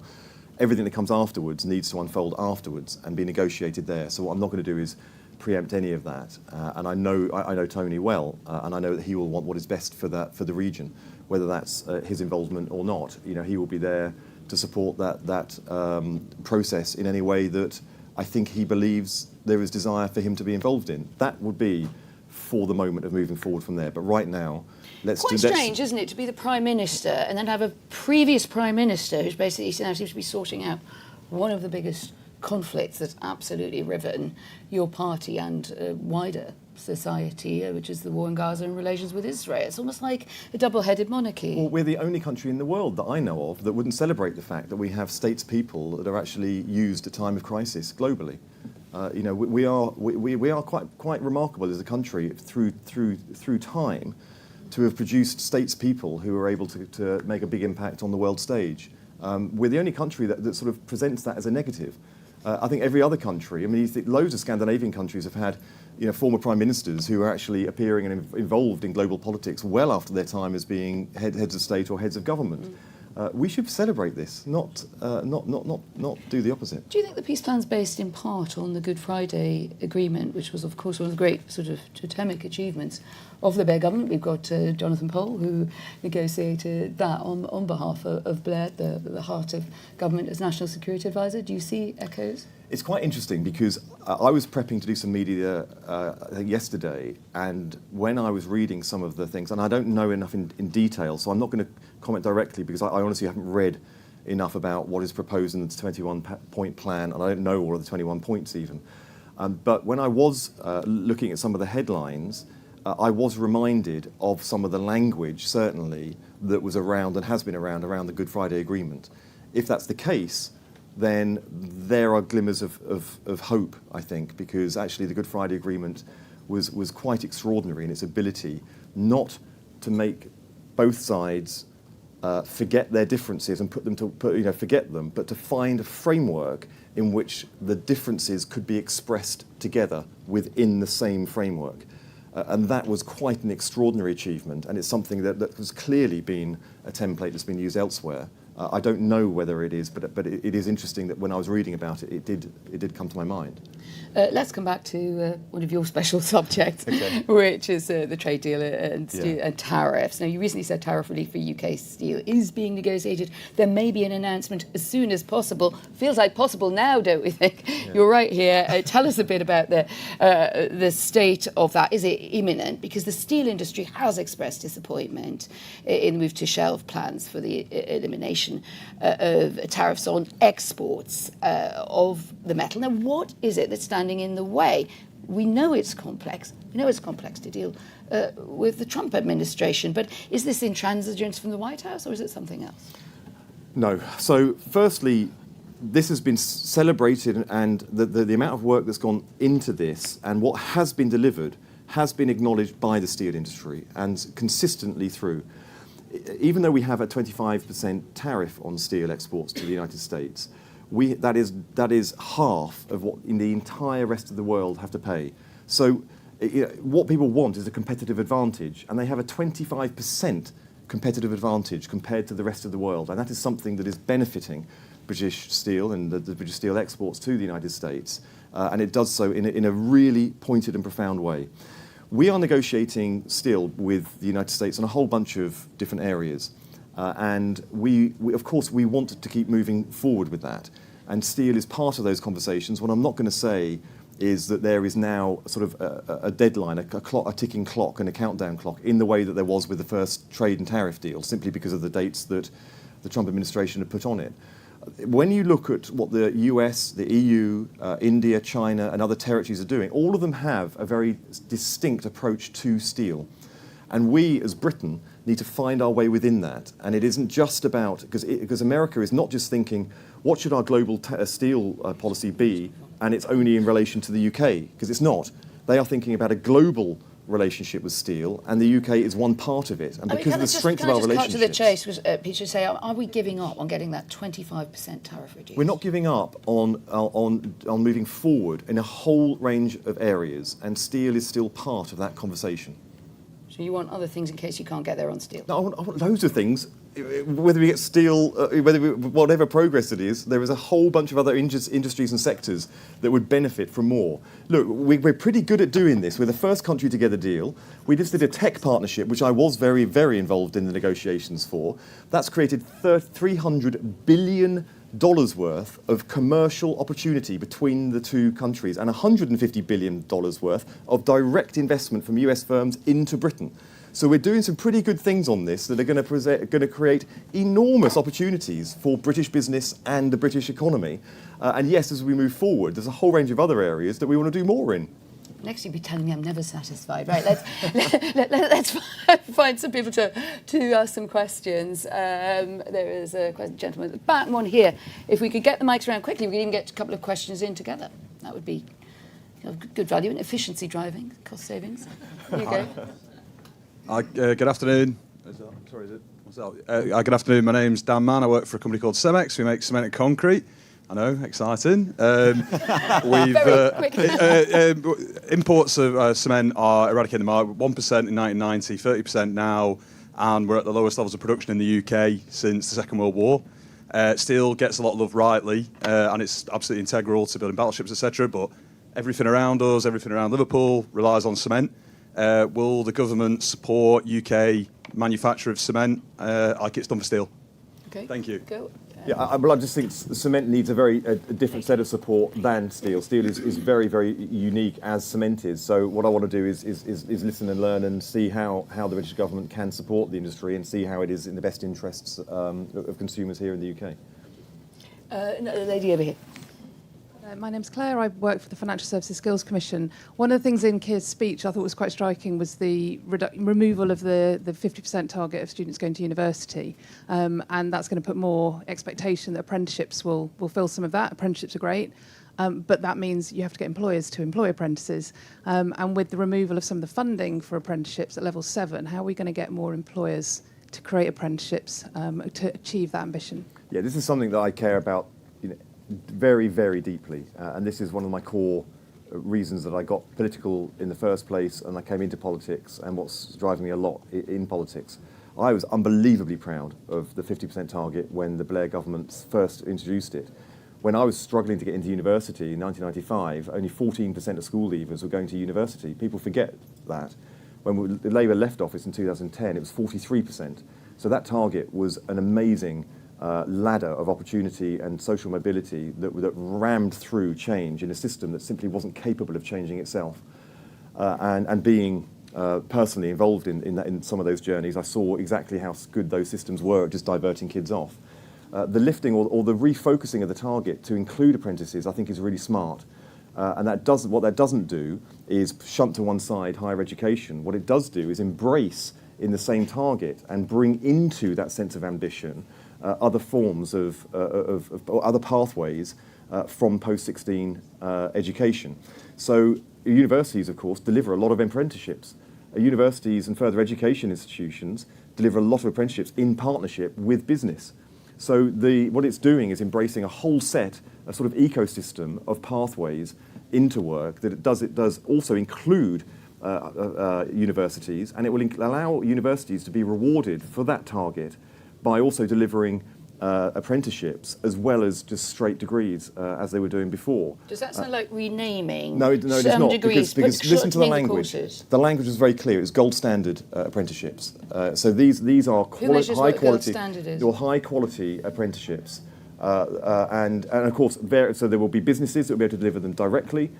Further education, higher education, and then other providers as well. Other providers. This is a way of just galvanising our country through different means to get young people into the pathway that is best for their potential. And I think this is hugely exciting. It is hugely ambitious, and I think it is something that could be fundamental to the next drive towards social mobility. I really do. Because if it's blurred, pathways are blurred and have the same prestige to get into the career of your choice, then this is definitely a step forward. But it's not exclusive. It's not excluding or shunting to one side higher education. It's just widening their ability to be rewarded and recognised for what's there. If there's one short and snappy one, who am I supposed to pick? And somebody just pick a question with a microphone next to them. Thank you. Thank you, Secretary of State. David from the British Fashion Council. Trade agreements are fantastic. They break down barriers, they increase market access, but they don't necessarily grow an audience for British brands, British products in those markets. That's what export promotion is for. And we've seen a lack of export promotion so far in this government. So how will you be increasing the level of export promotion to match the success you are seeing in trade agreements? So I've only been in the job for a couple of weeks, and already I've looked at our relationship with the FCDO. Of course, all of our high commissions and embassies have, most of them will have DVT trade representatives from my department embedded into the work, the consular services that we do abroad. I think to date, and Johnny had started this work, but to date there's not been enough strategy in it. And I think the temptation in all these things is, what America does is spend vast amounts of money sort of they spread it very, very broadly. A country like Britain must be much more strategic in these areas. We now have the industrial strategy. We have other industries and sectors where we have global advantage. And we need to be really attuned to where the global advantage is with key sectors, including fashion, which add to sort of our soft power, hard power, and economic prosperity, aligned with those sectors that were spelled out in the industrial strategy. Find those areas of the world and countries where we have opportunity within that and align it to the priorities of our economy back here. And so what you'll see is, yes, we have to make some rationing in some areas, but you will see increased efforts in others. And in other words, a more strategic approach to our global trade relationships. Just before we end with a bit of fun, can I just squeeze you on that, on the pharma industry? It's just such a big story, and it seems like a really big headache. I mean, we do have people like Sir John Bell, absolutely very high calibre of people, very prominent scientist who brought business and government together, as you will know him well during the vaccine rollout. So he's not an alarmist when he says the pharma industry is in real trouble in terms of pricing, particularly in America. A lot of people are kind of waiting for something different to come forward. Should they be expecting something to come firstly, from you? Sorry to cut because I know you rushed through it. Firstly, there is a lot of discussions and negotiations going on over pricing. Secondly, we're looking very carefully at the NHS, and Wes is doing some amazing work at this because we want new, innovative, emerging medicines to be available in the NHS as much as possible. And too often, particularly after the legacy of the Tories, actually that's not happening quickly enough. Thirdly, let's just be honest about this. The pharma companies are very good negotiators. They are hard negotiators, and they know how to use the media and the press to do it. But we are tough negotiators too, and we are in the process of negotiating lots of different arrangements and agreements and investments into pharma. We have one of the best life sciences communities in the world. And as I said in my speech, if you are a scientist, if you are commercializing innovation and your country doesn't want you, we are open to you here. And you will see companies like BioNTech doing cutting-edge work. They've just invested £1 billion, because I signed the deal with them a couple of months back. So there are companies like that that are doing cutting-edge life sciences work that are coming here to increase their footprint and invest in Britain. And we're building out between Oxford and Cambridge. We are doing lots of regulatory reform. We are an AI. Jensen Huang from NVIDIA wants us to be an AI superpower. That has a direct bearing on pharmaceutical and scientific discovery and drug discovery. All these things are happening in Britain, and those pharma companies should be part of it. And we are doing everything we can do on behalf of government to make sure we have the circumstances where they can thrive. God, leave on a bit of fun though, because we are in a pub, even if you're drinking. What, is that gin then? No, sadly it's water, but it might be gin in just a moment. I will do one last quick fire round. One's just popped into my head. God. Okay. Oh, you love these also. Actually, Okay. Dan Bloomy's calls are brilliant at these. I just go with what comes in the moment. You're going to come down the pub and you're in a 1 or 2. Are you going to come with Angela Rayner or Peter Mandelson? Oh. I'm going to be really careful. Well, I'm going to go with my constituent. Because we can go to a local pub. Okay, I can see the diplomatic service has definitely got an applicant in you. Thank you very much indeed, Right. Peter Kyle. Thanks. Oh, I should say, Heidi Alexander in about 10 minutes? 5 minutes. We hogged the limelight, but I think in a good cause after the speech. Heidi Alexander, Transport Secretary, here shortly. All right.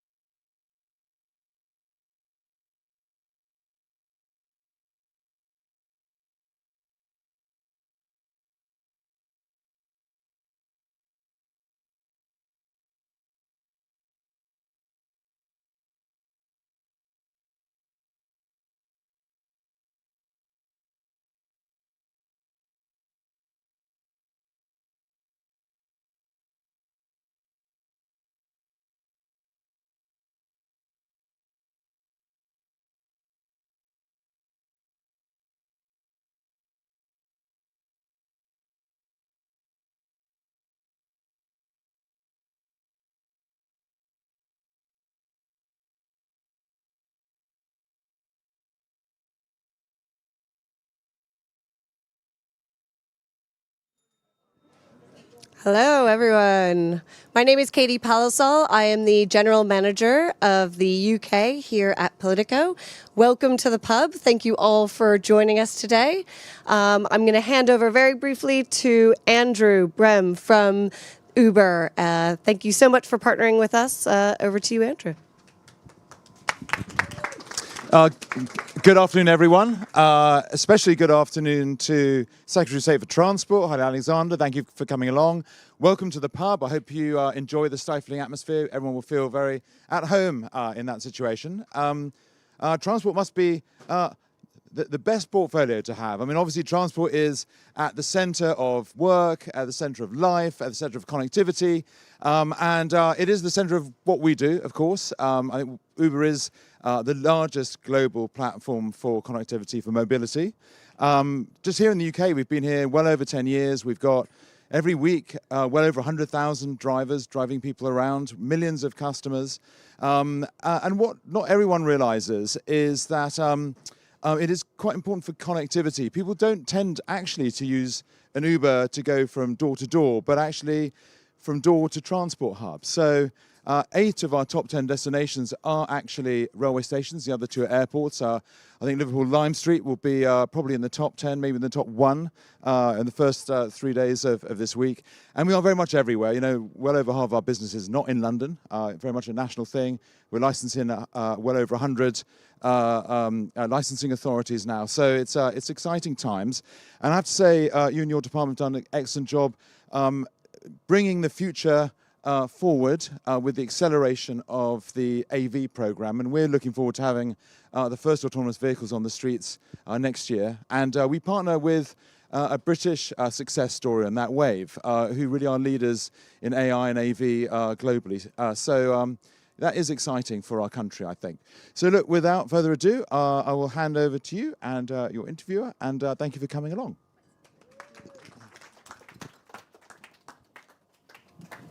Well, welcome along, Heidi. Thank you, Charlie. What do you think of our pub?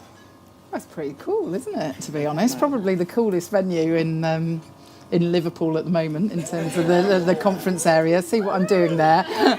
Pleasing the Politico Very crowd. Nice. And we serve real beer, which is excellent. I've got shandy. Well, still counts. We're speaking shortly after the Prime Minister has completed his speech. Yeah. I suppose I should ask off the top. What did you make of it?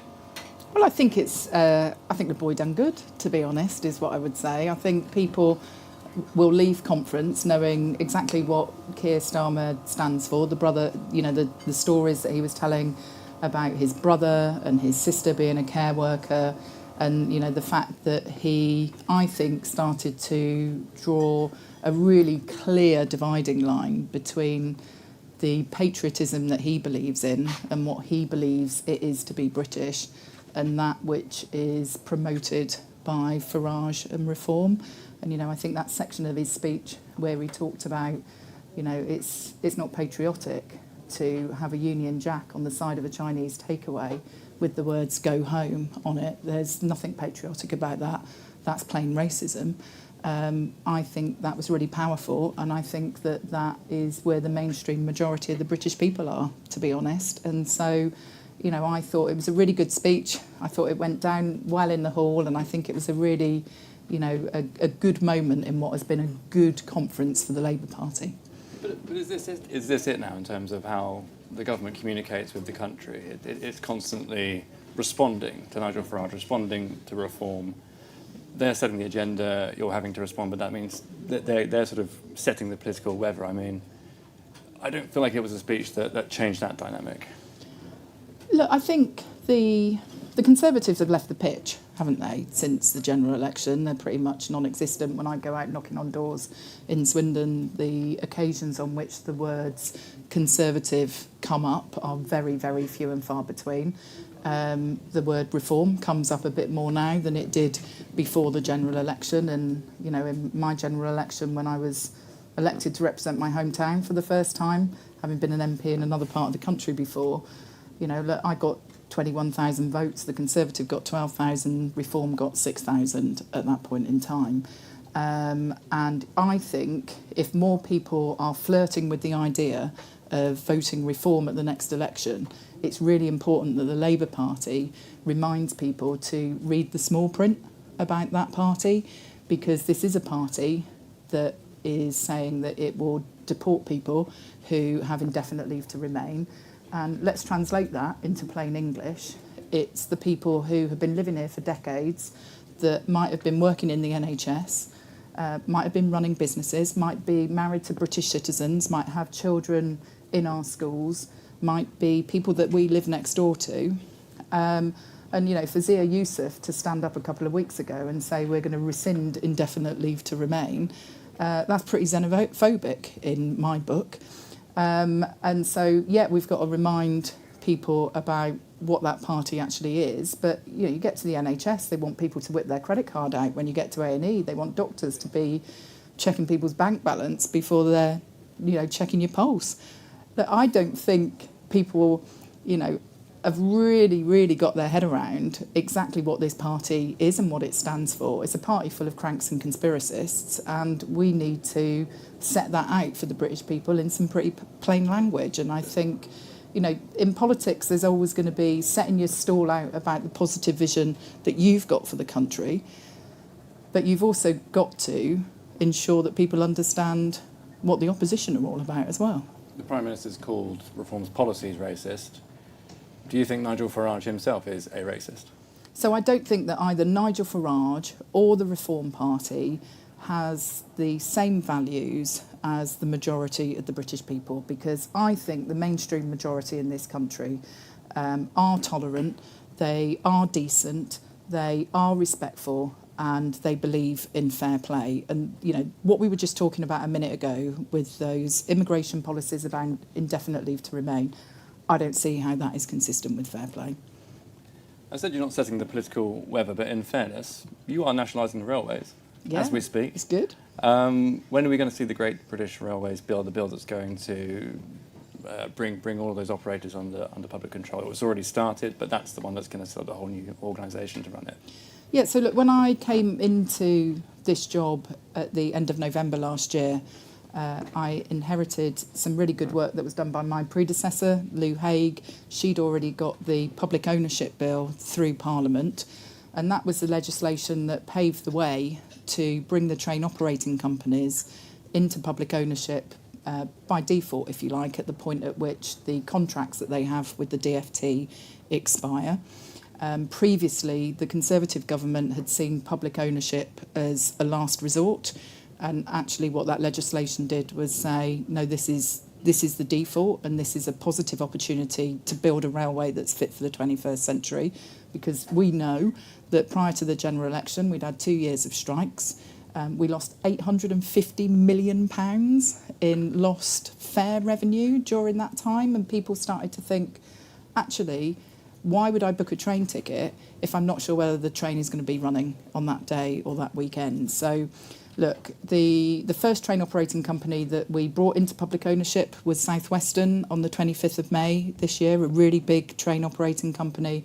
C2C in Essex came in July, Greater Anglia on the 12th of October, and then next year 4 train operating companies are coming in. When is Great British Railways, the big state controller, going to be up and running? Yeah, I was just explaining to people really what the process is, because it is complicated. So we've got another 4 train operating companies coming in next year: West Midland Trains, Thameslink, Chiltern, Great Western.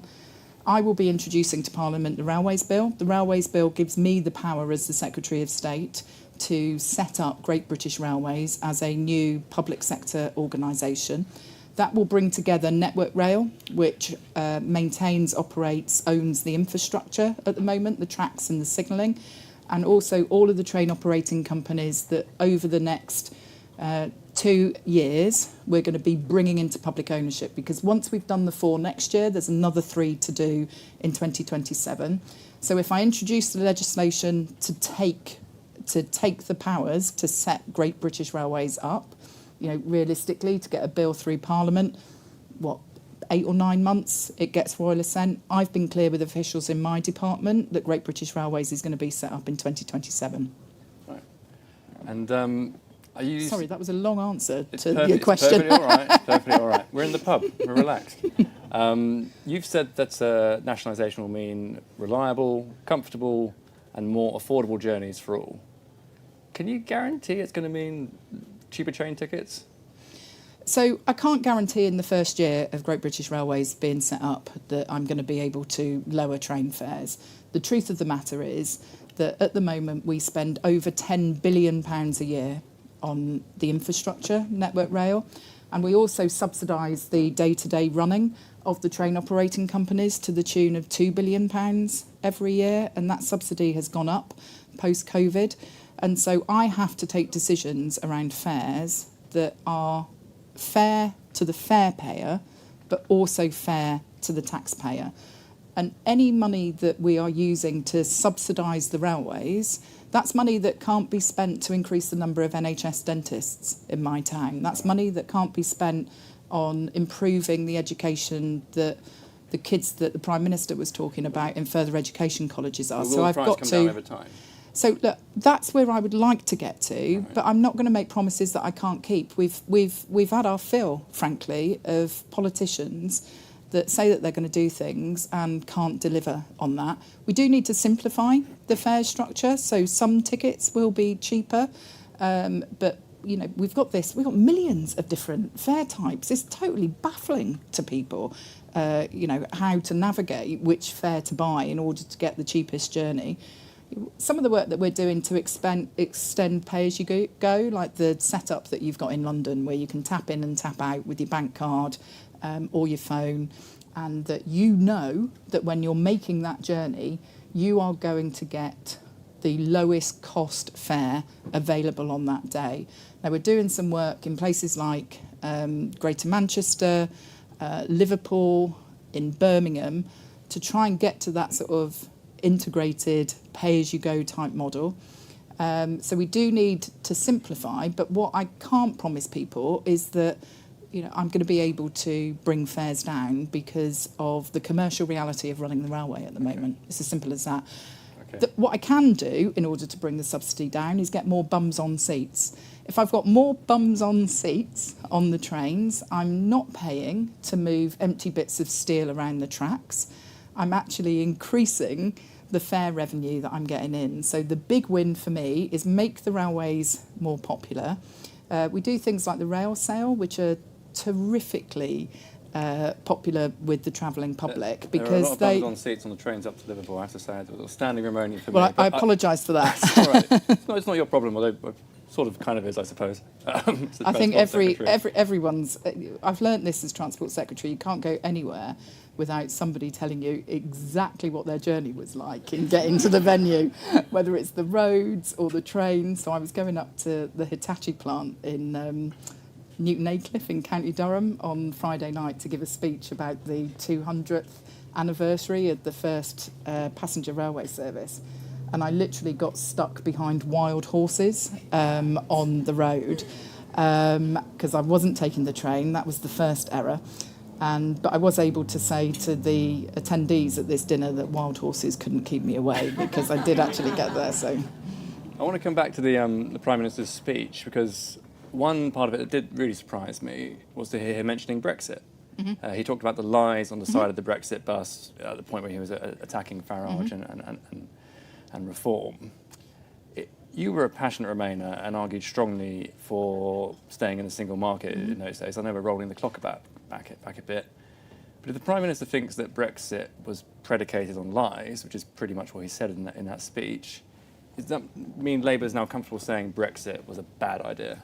Oh, look, Charlie, we've had that debate, haven't we have, and, but and look, we're not going back there because the division that it caused in our communities, the division, frankly, it caused in some families. So why is the Prime Minister bringing it up in his conference speech? I think what he's actually pointing out is that Nigel Farage marched everyone to the top of the hill with this. It was lies about the £350 million that was going to be available every week to be spending on the NHS. It was a total load of crap, to be honest.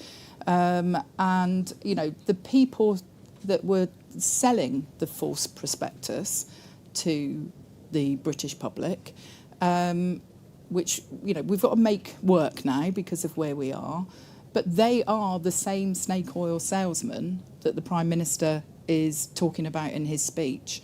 who are claiming to be the true patriotic Brits in our country when the reverse is true. That's not sort of against Farage's sort of passionate arguments about why we're out of the EU.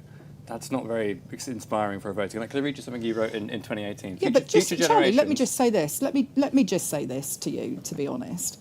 Rachel stood up and made a brilliant speech yesterday, and she said, we've got to deal with the world as we find it, not the world as we might want it to be.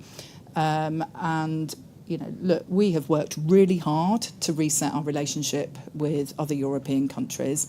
And, I think people like Nick Thomas-Symonds that led on that work should really be given our thanks, because I think that was so important. And, all the things that we're going to do about renegotiating, the new SPS agreement, phytosanitary agreement, which is all about, the way in which food, agricultural products are exported and imported to our country. That's going to make a massive difference. Like, in my constituency, I visited an old airfield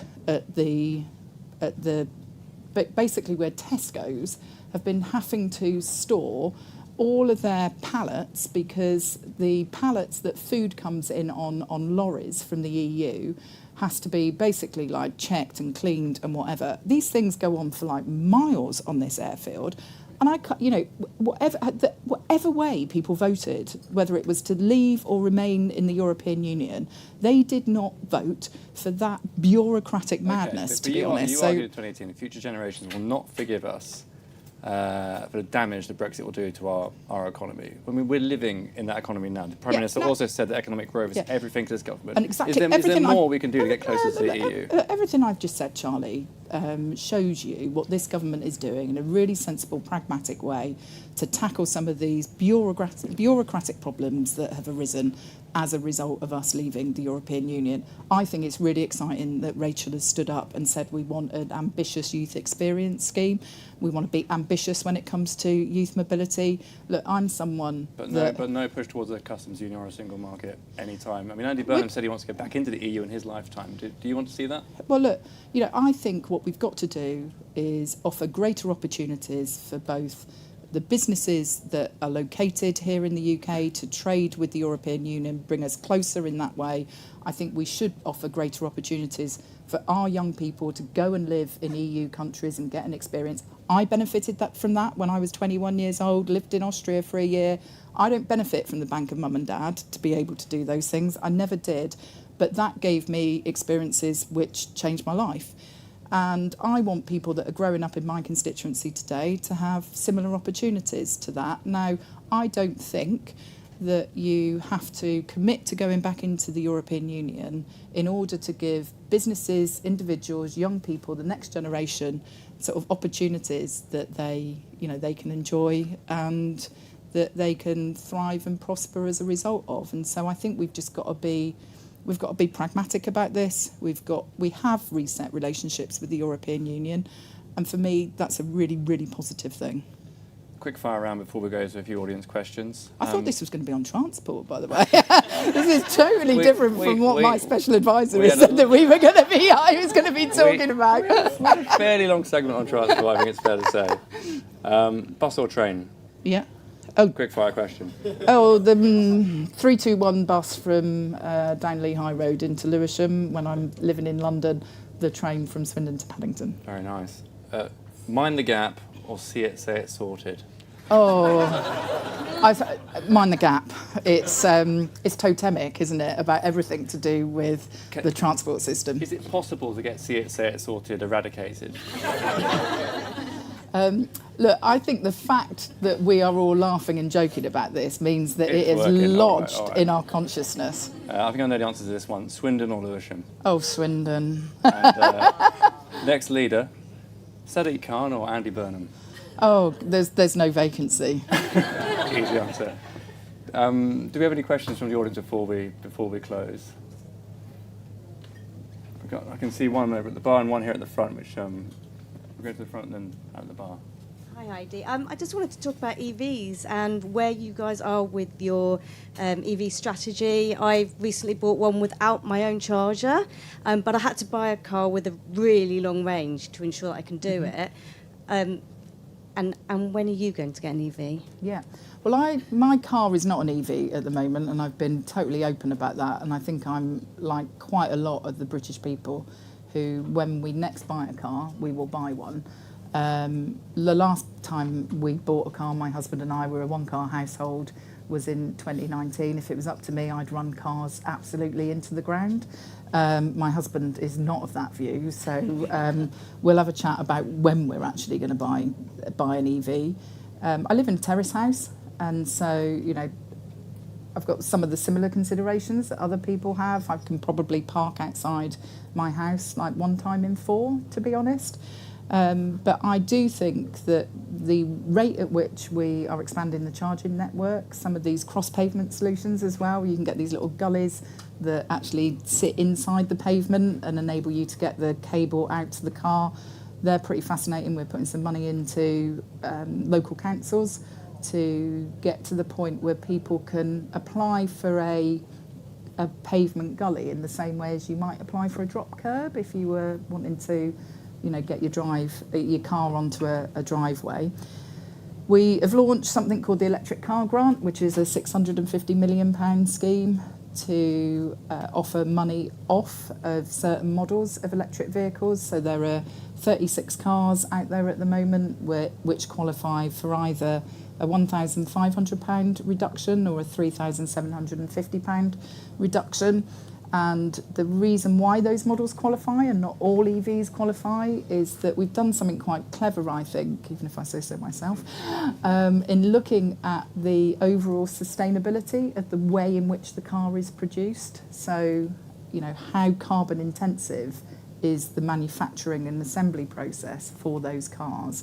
And so it's gone really well in the first couple of weeks. We launched that earlier in the summer. We've seen some really good signs in terms of how many EVs are being sold. So I think in the last month that I saw data for, it was about 28% of new cars that were sold are EVs. But actually what we do also have to remember is that people like me generally keep a car for quite a long time. And so the rate at which the churn is happening, it's still going to take quite a long time to transition the entire fleet, because at the moment it's about 4 or 5% of cars out on the roads that are EVs. We've reinstated the 2030 phase-out date, which was one of the massive mistakes that Rishi Sunak made, because, you know, there was all of this dithering around, not knowing what was going on. So we've said after 2030 you won't be able to buy a car that's powered solely by diesel or petrol. You can still buy hybrids through until 2035, things like the Toyota Prius. So look, I think this whole transition to electric vehicles is undoubtedly the right thing to be doing. It supports really good quality jobs in the UK as well.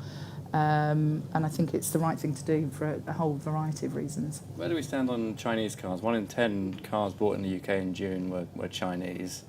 Are we kind of up for that kind of the big influx of Chinese cars into our market? Or, I mean, the EU is putting tariffs on.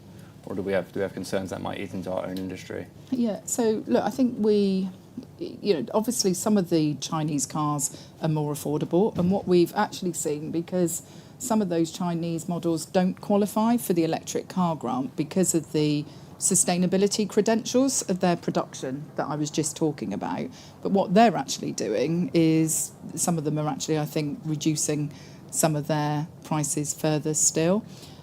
So in my mind, you know, need to think about affordability to people that are wanting to buy a car, but equally we're also trying to drive high sustainability standards in the way that vehicles are produced.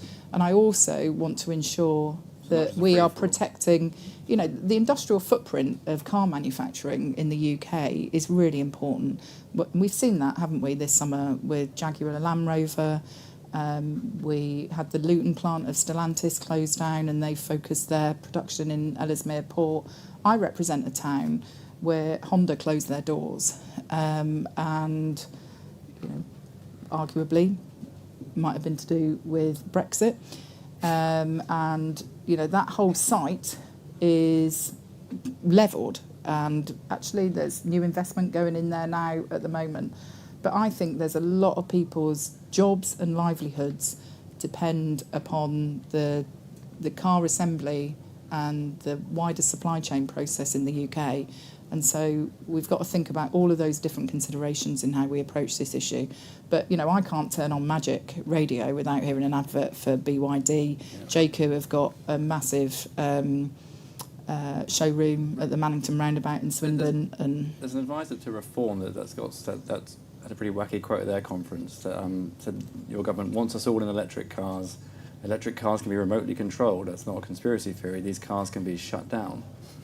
What do you make of that? Should we be concerned about that? Well, Can Xi Jinping listen into our conversations when we're in our electric cars? Well, my Mini has got a lot of remote technology involved in it, and when you go and visit, you know, when you go and talk to Holfords, to mechanics there, they talk to you actually about how so much of the cars nowadays that are being produced is actually software. So you've got software in cars that aren't EVs. You will have software in cars that are EVs, and I just think this is just nuts, isn't it? It's just rubbish, like the Chinese security threat for electric cars. Well, look, I think there's nothing that we're not going to do anything to compromise national security. But I do think this quote that you're throwing at me basically is symptomatic of the cranks and conspiracists that are in the Reform Party. Time for one more question from the floor? Just one more question from the floor, I think. Chap over there at the bar.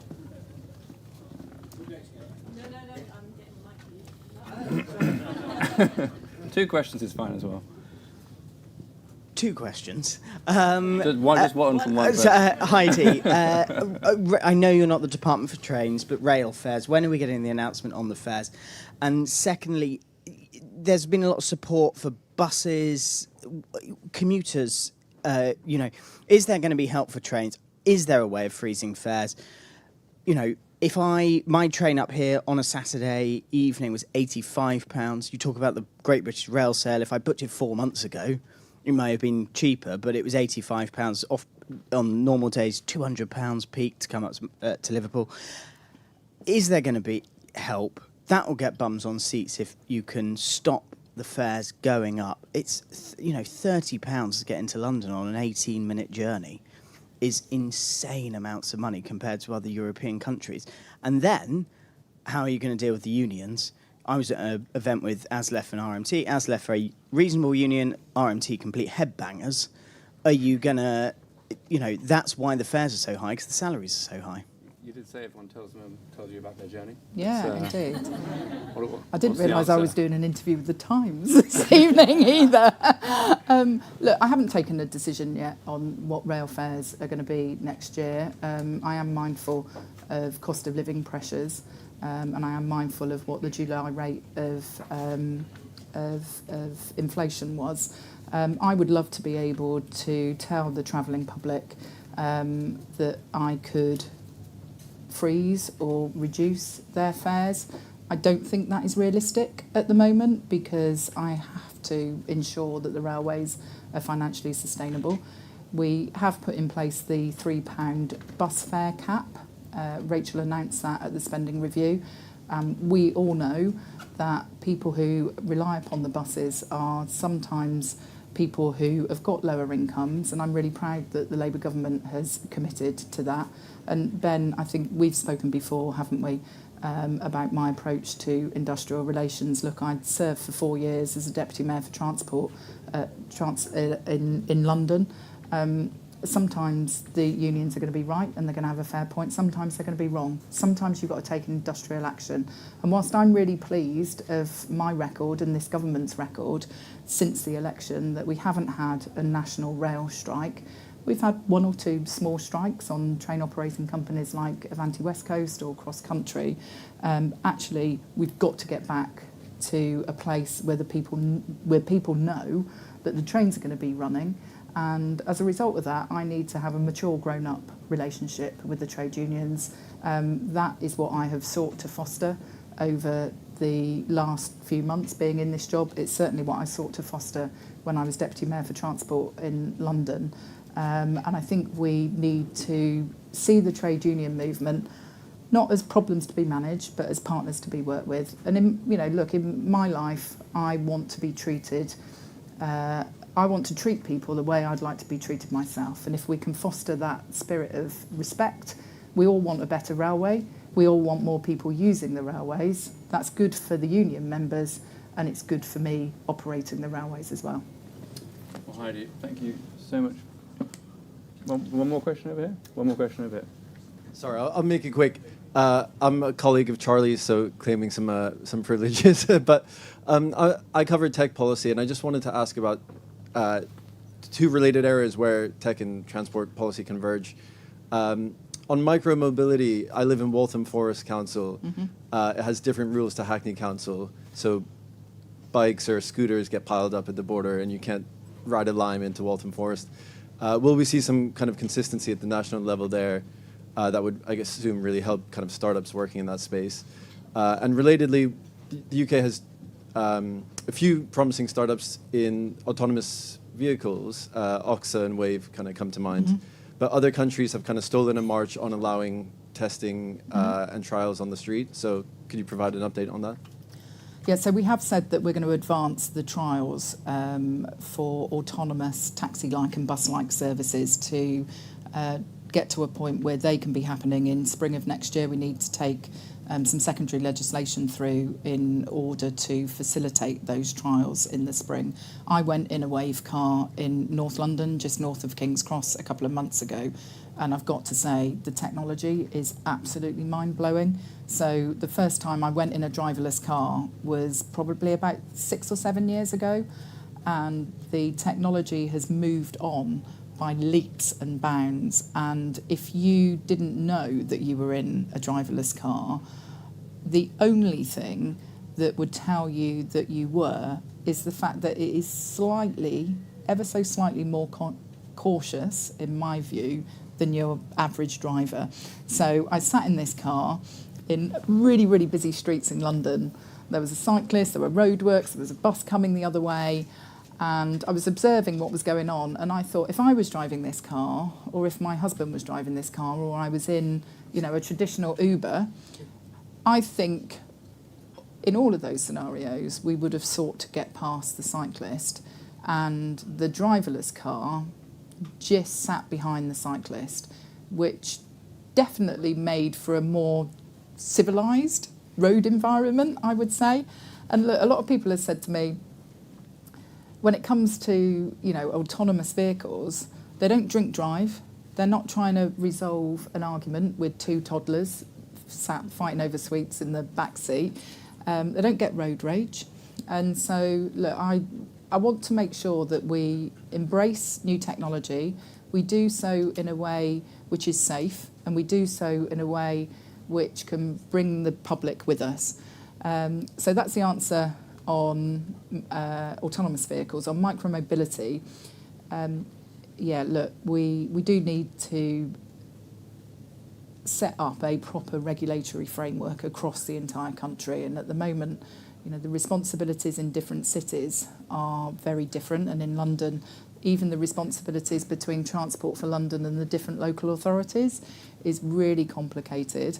And so you've got some examples of really good best practice. So one of the things that people always talk to me about is, whether it's scooters or e-bikes that are strewn all over the pavement and are actually, a real problem for people who are walking, if you've got a pushchair, if you've got mobility impairments. And actually, if you look at Westminster Council, they've got a really strict geofencing model in place where you cannot park the Lime bike or whatever the bike is anywhere other than in the designated parking bay. So I often Lime bike it in from Lewisham in the morning. It's actually probably the quickest way to get into the Department for Transport from where I live in Lewisham, and it also means I'm not on my phone for 45 minutes, which is a really good thing. And I can't park the Lime bike directly in front of the Department for Transport because it's a restricted area. I take it 200 metres down the road and I can park it there. And I think we're going to have to work through all of these different issues so that, again, we build some public consensus that these forms of micromobility are actually a good thing, a good addition. They can help ease congestion. They can be a, relatively low cost, affordable way for people to get around, but we've got to make it work for everyone. Heidi, thank you so much for your time. Safe journey home. Thank you. Heidi Alexander, Secretary of State for Transport, everybody. Thanks, Charlie.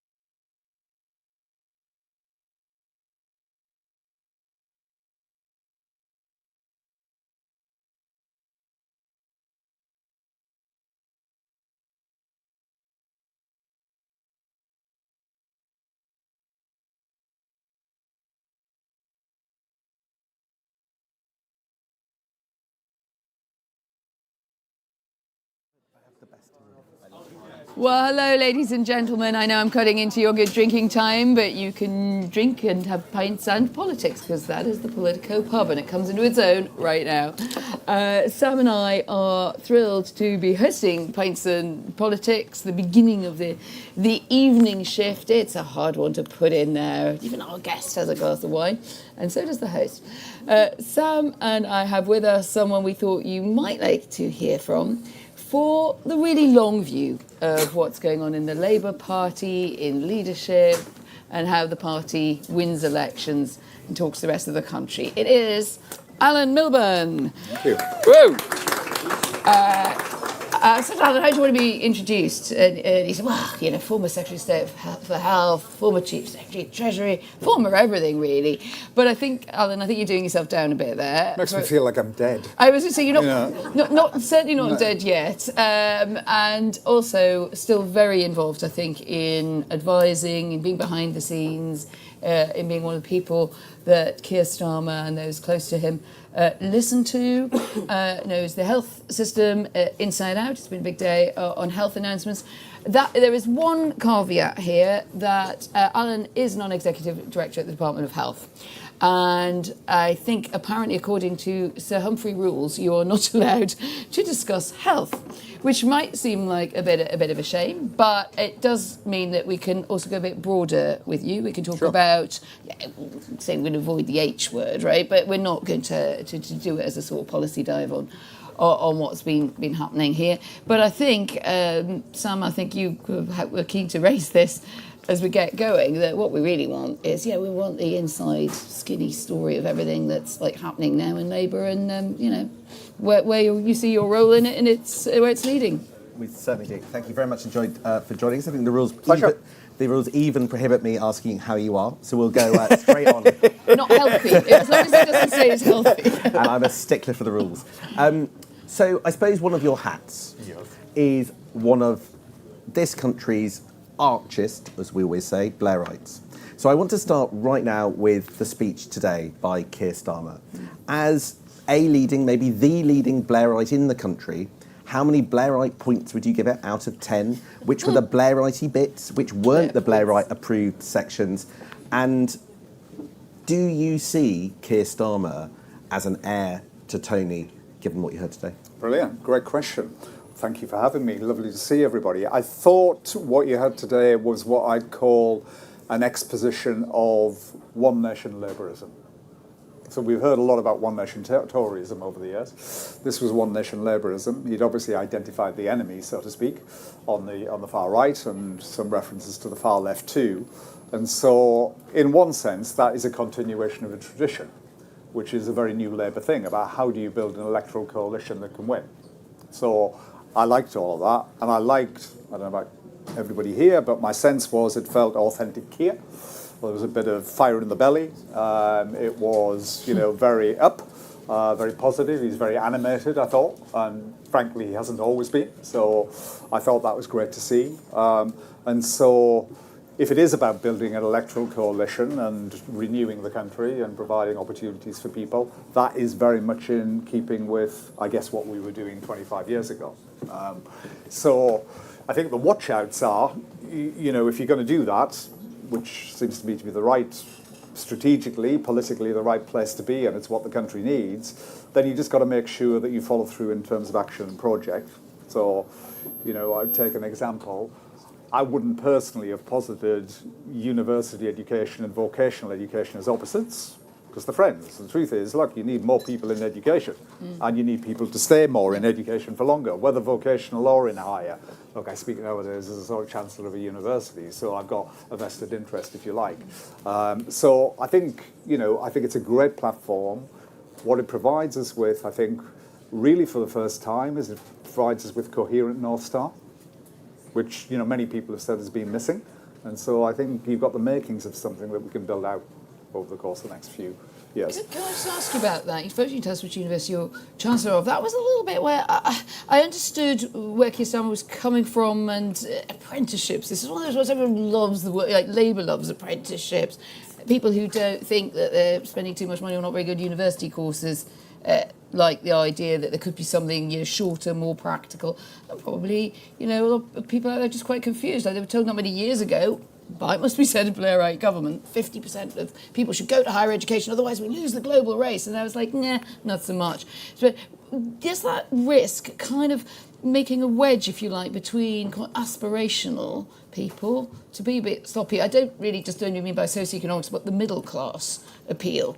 And what I felt from Keir Starmer, a lot of talk about working class. Is he driving a rift there a little bit that might come back to haunt him? Well, the politics are pretty straightforward. Look, you got this Farage and reform problem here, and by the way,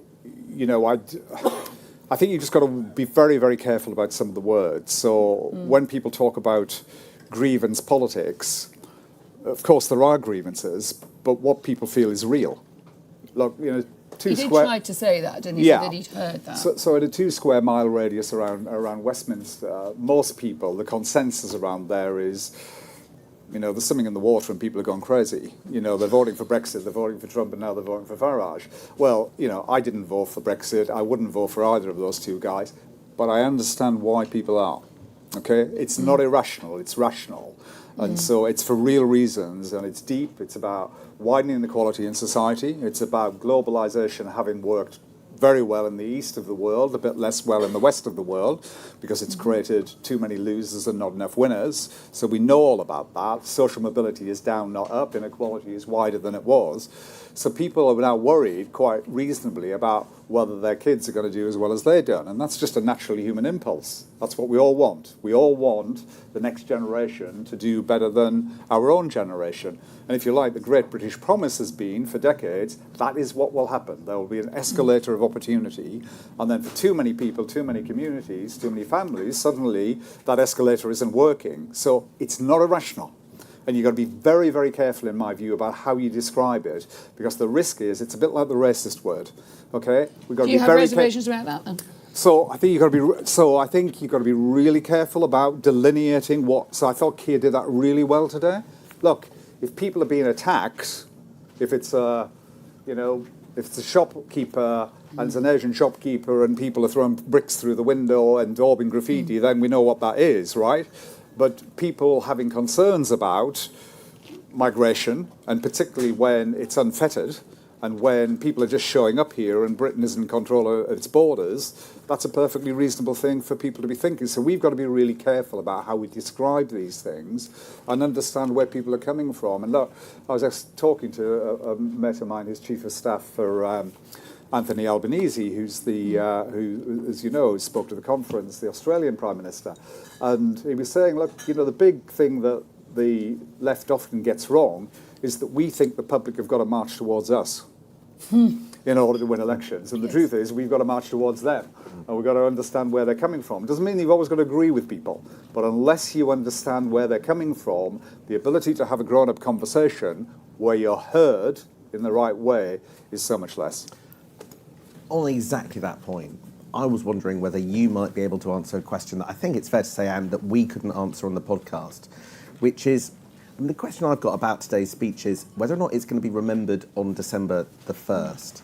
Because what Keir Starmer today and this entire conference is doing is putting its fingers in its ears and going, black hole, what black hole? Because I think in the second half of 2025, for me, there is only one question, which is what on earth do you do about the likely 20 to 30 billion pound black hole to be addressed in the budget? Sure. And this conference has sidestepped that question. Keir broadly sidestepped a few coded arguments in favour of the need for fiscal rules and a recognition of business taxation being a problem. But does any of this get a hearing when it ignores the biggest, most immediate problem, or does it just end up being verbiage where people think, well, you just didn't level with us? I think the speech was obviously important given the backdrop as we came into this conference, with a sort of sense of where were we going, was the party united, was Keir capable of setting out where he wanted to take the country. So I think we leave the conference, you saw it today, look, everybody wanted him to succeed, right? And he did, okay?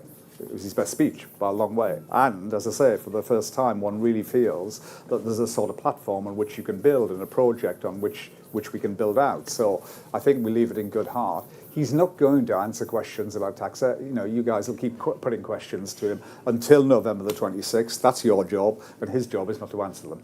I mean, it's pretty straightforward, right? The Chancellor, as you know, it's very frustrating, I know, but the Chancellor's job Rachel's job on November the 26th is to answer the question. And the truth is, there are two sides to this coin, okay? Everybody's focused on how you raise revenue, and there's no doubt that revenue is going to have to be raised. Or at least in my view when I look at it, okay? So I don't know how, and I don't know, all the options don't look great. They're all tough options. This is often the way with public policy. It's not that normally you get an absolutely fantastic option and a really terrible option. Their sort of gradations are pretty bad, okay? So that's where we are on that side. But all that happens in the budget is that it's a revenue-raising budget, and it's not a public expenditure controlling budget, then we have got a problem, not just with the bond markets, we all know what we're talking about, but more importantly with the taxpayers. Because if people are thinking they're being taxed and spending isn't under control, then we're back into the same old Labour thing that we've had for decades and decades and decades. If you're taxing and spending and not delivering results, then guess what? People exact an electoral price. So I think what we all need to focus on is, so what does that second part look like? How do we ensure that the state, what it does, is engineered in such a way that it's sustainable for the future? Because honestly, when I look at it, I look at the range of demands and I look at the range of supply, and there's a mismatch between supply and demand. That's the nearest we're going to get to talking about healthcare tonight. No. But I'm thinking actually about Trump and defence. I mean, look, Trump is applies to pretty much every big policy area. Everywhere. So health, social care. But Trump's wrong about a lot of things. But he's right. Britain and Europe should put its hand in its pocket, and we should spend more. That's fine. We're undercapitalised. We're under-digitalised as a nation. Sure.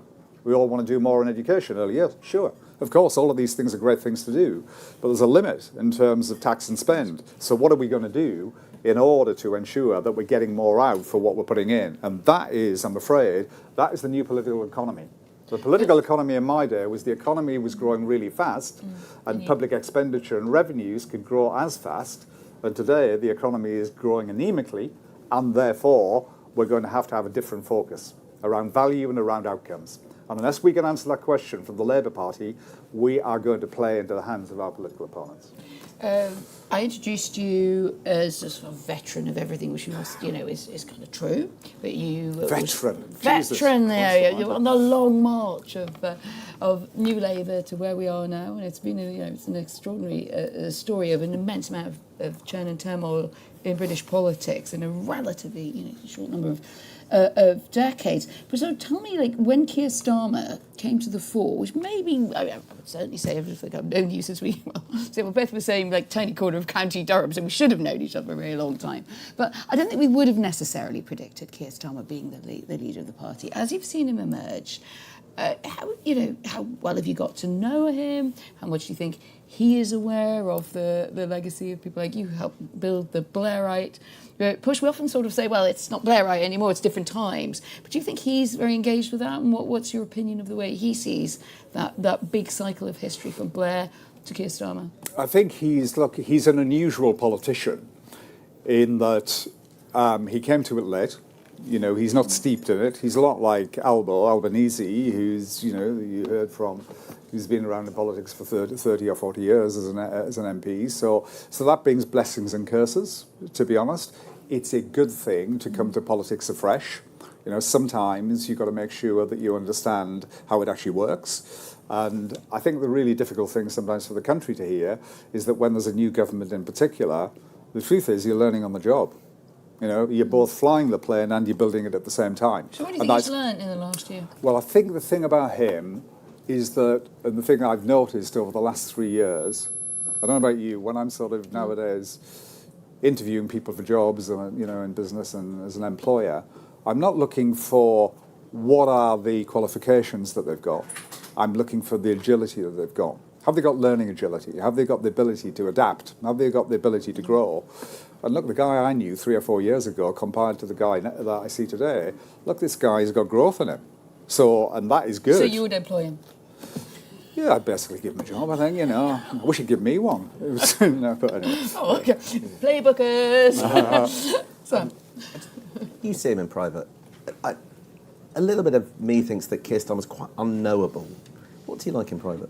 I think he's quite a private guy, to be honest. And I think that's a function probably of, it's a function of background. You know, he talks a lot about his family, and you know, he made a joke about the toolmaker thing today. So I think he's very, very private, but he's a very, in my view, he's a very high integrity, very values-driven person, actually. And I think what you saw a bit more of today was, you know, not a Keir red in tooth and claw, because he'll never be that person. There's a sort of British reserve about him, if you like. But I got much more of a sense about the person that he actually is and the things that he cares about. And by the way, this stuff today was not inauthentic. If you got a sense of anger from the rostrum, that was because that's what he feels. He feels that the country is at risk of drifting into exactly the wrong position. And so he feels that deeply. I mean, when he talks about patriotism, he is a patriot. I mean, that's what he is. It's a real thing. Is he a laugh? Does he tell anecdotes? I mean, come on, give us a little bit of what you like in private. Yes, I mean, of course, he's a good mimic. Is he? Yeah, he's a good. Of who? He does you really well. And he does Anne even better. Yeah, no, he likes a lot of football stories. So we've got, I know, football, I know. But you see, I'm a Newcastle supporter, so honestly, we need all the comedy we can get. Perfectly obvious. I think a couple of quick questions. Maybe we have to sort of speed along because we've got other things going on. But quick question, anybody for Alan? Silence the audience. There is, yes, exactly. You've been so good and fluent, they don't need us. So I really liked what you were saying, I don't know what that was, about effectively Brexit voters and what I think probably is politically now known as like the left behinds. To what extent do you think that is able to assuage those who are now starting to vote reform? And to what extent do you think the left is able to capture those people who voted Brexit, in America voted Trump, across Europe are starting to vote more and more right wing, which is a younger generation than ever? What does Labour need to do in order to capture that audience who otherwise feel like they're probably being left behind? So I think it's a few things, really. I think, first of all, you've really got to understand where they're coming from. As I say, that's the starting point. And you've got to be able to communicate in language that people understand. Okay? Because often people like us, you know, we're sort of in this world of public policy and technocracy and so on and so forth. So we talk a different lingo and we communicate a different ethos. So starting point is that. Secondly, look, the reason that you've got the growth of populism is, I mean, there are many reasons, as I say, deep socioeconomic changes, much more uncertain world, people feeling more insecure. But at its heart, populism only thrives when mainstream politics fails. And if mainstream politics promises something and doesn't deliver it, that is the breeding ground for populism. So the stakes are extremely high. You know, not just for the Labour Party, but for the country. If we do not deliver on the back of a 170-seat majority, people are not unreasonably going to say to us, okay, so what was all that about then? So we tried a different version of mainstream politics. We tried the centre-right under Cameron, under Tories. Now we tried the centre-left under Starmer, and it hasn't worked. People may well conclude, actually, you need a completely different approach to politics. So delivery is key. And the third aspect of it, which, the third aspect is that you've got to tell a story about where we're trying to take the country for the future. And you've got to paint a sense of possibility, a bit of hope. The biggest thing that's in short supply in the country is a sense of hope for the future. When you're dealing with us, you have to keep it tight. 20 minutes, and that's it. Are we finished? We have that was finished. Just one answer. So, thank you very much indeed to Alan. The imaginary alarm has got off in my head. Imaginary alarm went off, yeah. And just want to say thank you very much indeed. It's the final night of Labour conference, so I imagine you and everybody else in this room is going to go out and enjoy it hard.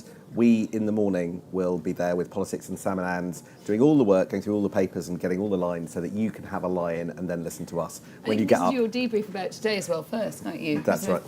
We've been very, very, productive at this conference, we hope. I'll be back, 8 o'clock, Bridget Phillipson, come back, see us then. Thank you, and that was a wonderful tour d'horizon. I really enjoyed that. Thank you. Great, thank you so much. Right. Sure.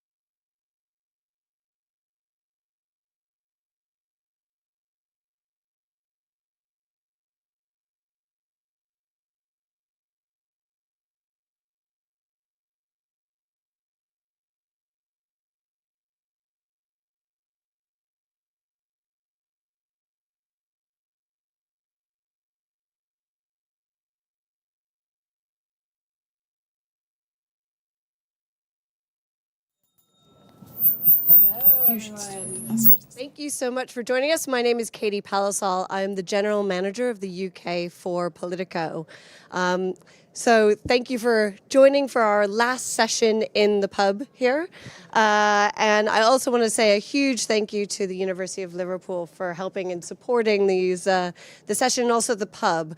The pub's been a really fun experience. I hope you've all really enjoyed yourselves, and we hope to bring it back next year. So I'm going to hand over to Tim Jones from the University of Liverpool.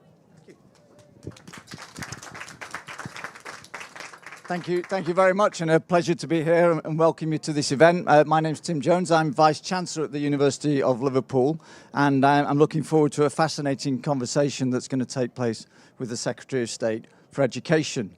Now, as a Vice-Chancellor, I see every day how important universities are to helping to solve many of the challenges that have been discussed over the course of the past 2 days at this conference. And as major institutions, educational institutions, were already committed to the 5 challenges that you presented to us about a year ago, actually, when you took over as Secretary of State, particularly around the importance of growth, providing opportunity, and the important role that we play in our regions, in our civic responsibilities.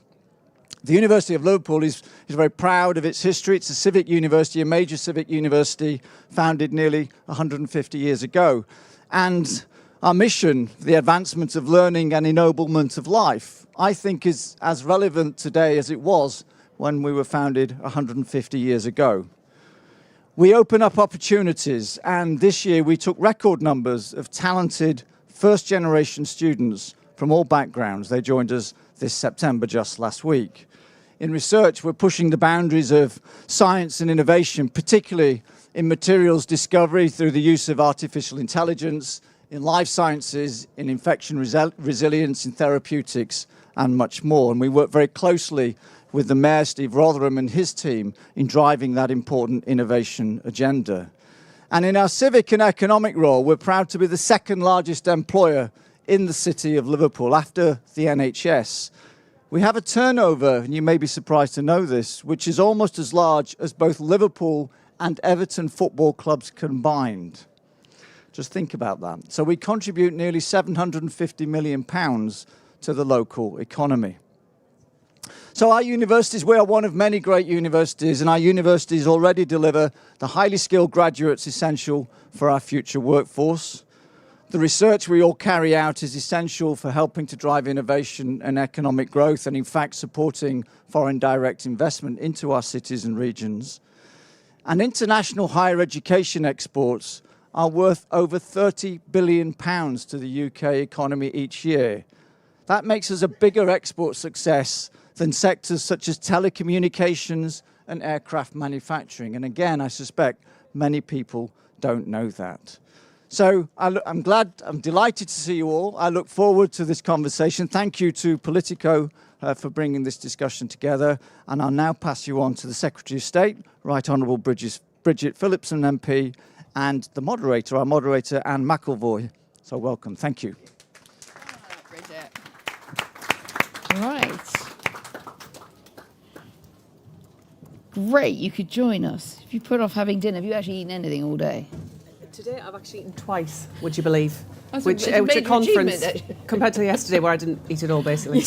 Exactly. It's not exactly what the doctor ordered, is it? Well, we're very thrilled to have you here. It has been, of course, the day of the big speech. Let me just start you off on that and say, look, leaders' speeches, there's 2 audiences. There's the hall, at least 2 audiences, but principally the hall, and then those beyond it, you're watching, and you say on their television or on their screens or however they're getting information now. We came into it with a lot of speculation about Keir Starmer's future. Do you think he'd sort of faced up to past weaknesses and gaps in Starmerism and tried to deal with it today? What do you think he'd learned? I thought it was a really powerful speech. It really felt that it was from the heart, that he really meant what he was saying, particularly where it comes to taking on reform and his sense of pride in our country, both our history but also what we're going on to achieve as a country. And I think that hope and optimism was needed because, there's a lot we need to change. There's a lot to do, but I do think the message I've heard also loud and clear here from party members is that there is a real sense of pride in what we have achieved over the last year. They want us to do more. They're impatient for change, as are we all. But it was a phenomenal list of achievements that the Prime Minister set out, but also a clear dividing line between our approach and that of reform. You know, turning to your own position now in the deputy leadership race, we've got hustings tomorrow, I think, and then we've got ballots going out on the 8th, and it's all getting quite helter-skelter. You could say, well, that's a great answer, but that's the answer of a loyalist. That's Bridget Phillipson, one of the a fine member of the cabinet. She's got to be nice, because that's kind of part of the job. You have a challenger, Lucy Powell, who's positioned herself as somehow now a bit of an outsider. She lost a job recently as leader of the Commons. She can say, perhaps a bit more authentically, well, I'm not kind of tied into this this compulsory loyalty. What's your answer, Bridget? Well, I think if you have conversations with members around conference here in Liverpool, they want this Labour government to succeed. So they want unity, they want a sense of purpose. I mean, of course, there have been mistakes along the way. I've been the first to admit them. But are there enormous achievements in terms of things we have done? Yes, absolutely, things that are in line with our values. And, whether it's expanding free school meals to 500,000 more children, the 30 hours of government-funded childcare that the Prime Minister talked about, our new school-based nurseries, those are all areas that I've led on, where I had to fight tooth and nail for those commitments. And I think anyone who knows me will know I'm very much my own person. I've always championed the cause, for example, of child poverty. I've been at that for many, many months, leading the work that we're doing in government. It's what brought me into the Labour Party. But I do think what I can bring as Deputy Leader is the voice of members to the Cabinet table, the voice of our movement at the Cabinet table, and you will have seen the strong endorsement and support I've secured from many of our big trade unions. I think I can do both of that together, bring members' voices directly to the Cabinet table. I won't be throwing stones from the outside. I'll be there when the decisions are made, able to get things done. A bit of stone throwing going on social media, isn't there? So, recap for those who've missed some of the episodes to date. Lucy Powell, had a pop in an Instagram post. She said what you had said was ill-advised because you seem to suggest that the choice was between you, for probably some of the reasons you just raced us through there, and others, and distractions, infighting, and noise. She said she thought that was ill-advised. Did you go a bit too far? I mean, there is a certain irony in suggesting that, given that she appears to be saying we should be having a debate, but then when I have a debate, that's apparently a problem. I mean, I think there's an inconsistency in that argument there. What I'd also say is that divided parties don't win elections. We know that from our history. We won last July because we stood and fought together as a party. That's what members want. And I think particularly coming out of what has been a really good and strong conference for us, with the speech from the Prime Minister today, members do want to see that. But also, how on earth are we going to fight and beat reform if we're fighting amongst ourselves? That's not to say we don't air those concerns. That's not to say we don't have fierce debate. There's been plenty of it here this week, including in all of the fringes that take place. And here at the Politico pub. And here too. So on brand. And here too.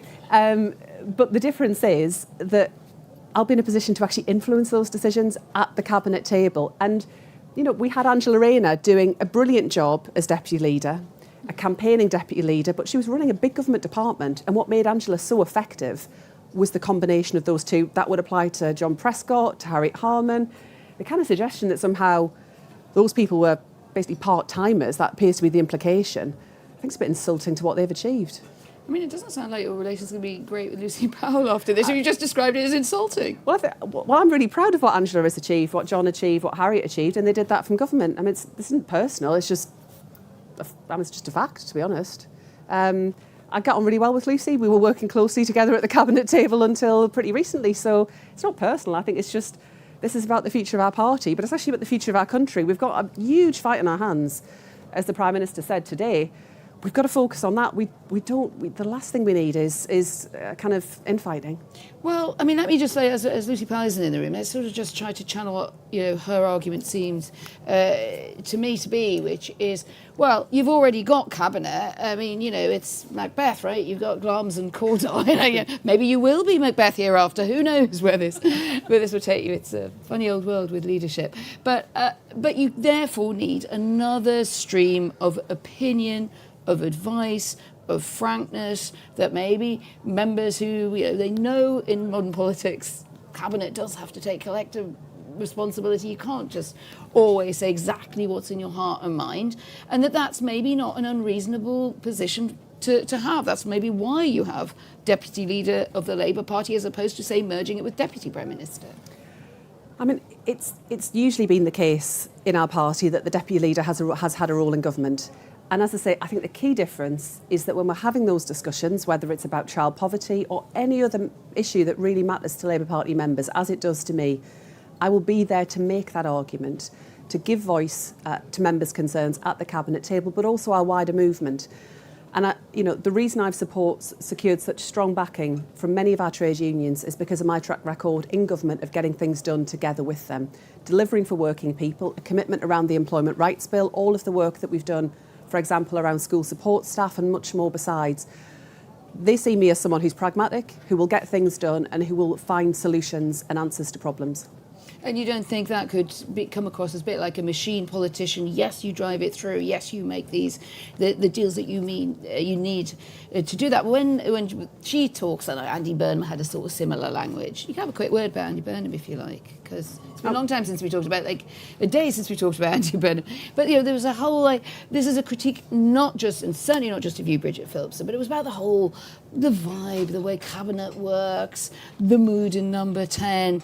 I suppose you could say, yeah, I'm efficient, but it's a little bit Soviet, isn't it? Like, the party and the government's the one thing, but maybe pluralism could have a claim here. I just wonder if you understand that argument. So I think, first of all, there have been things we've got wrong in this first year of a government, and I hold my hands up to that. We've both been part of a cabinet where things haven't always gone as well as they should have done, whether that's around welfare reform, the winter fuel allowance. There have been challenges, of course. There have been challenges. Do you think you should have spoken up more on those things in cabinet? I make my views known on topics, but I do that in the way that I should as a member of the cabinet, and that actually leads to positive outcomes. It's why, we're taking action on child poverty, why we've expanded free school meals. That's my record of getting things done. Sorry, I should let you finish. No, sure. Alongside that, I mean, the Labour Party is a machine. We're there to win elections. I'm not going to hide from that. The Labour Party was founded to advance the interests of working people. We only do that if we win elections. If that means being ruthless, efficient, focused on what we need to do, then, yeah, guilty. Right, asked and answered. But we should move on to something that's not just the race. But last thought, I presented a poll here with Sam Coates, my partner in crime on politics at Sam and Anne's, the podcast, and we were quite surprised actually by the number of undecideds in this race. I think it was approaching 30%. Now you are behind Lucy Powell, but there are undecideds. So you've kind of set out your stall, but she did start in front. Is there anything that you've witnessed as the race has gone on that when you think, well, actually, I need to sort of change something, or maybe do a bit of extra listening? I think it shows that it's all to play for, that there are lots of members who've still to make up their mind. I'll be touring the length and breadth of the country making that argument to our members. I've already been to every nation and region kind of within 10 days of announcing I was going to stand in this contest. I've got a track record of campaigning. I look forward to the campaign, and I'll be setting out to members how I'm best placed to unite our party, take the fight to reform, and be that voice at the cabinet table, and I get things done. You think you're going to win? I'm in it to win it. That's a difference. Well, I'm not in the business of making predictions, but I am gaining support increasingly amongst members, but also I think you see the support that I've secured from across the movement. I think you should have an omerta about social media interactions. Did it get a bit out of control? I don't think there's anything wrong with my social media. Okay. Andy Burnham, thoughts? Has he said anything of any particular? No. In the recent last day or so, nothing more to add. I think he said he had reservations about digital ID cards, which is quite a sort of pillar of Keir Starmer's reforms. Yeah, well, it's nice. But whatever. Right.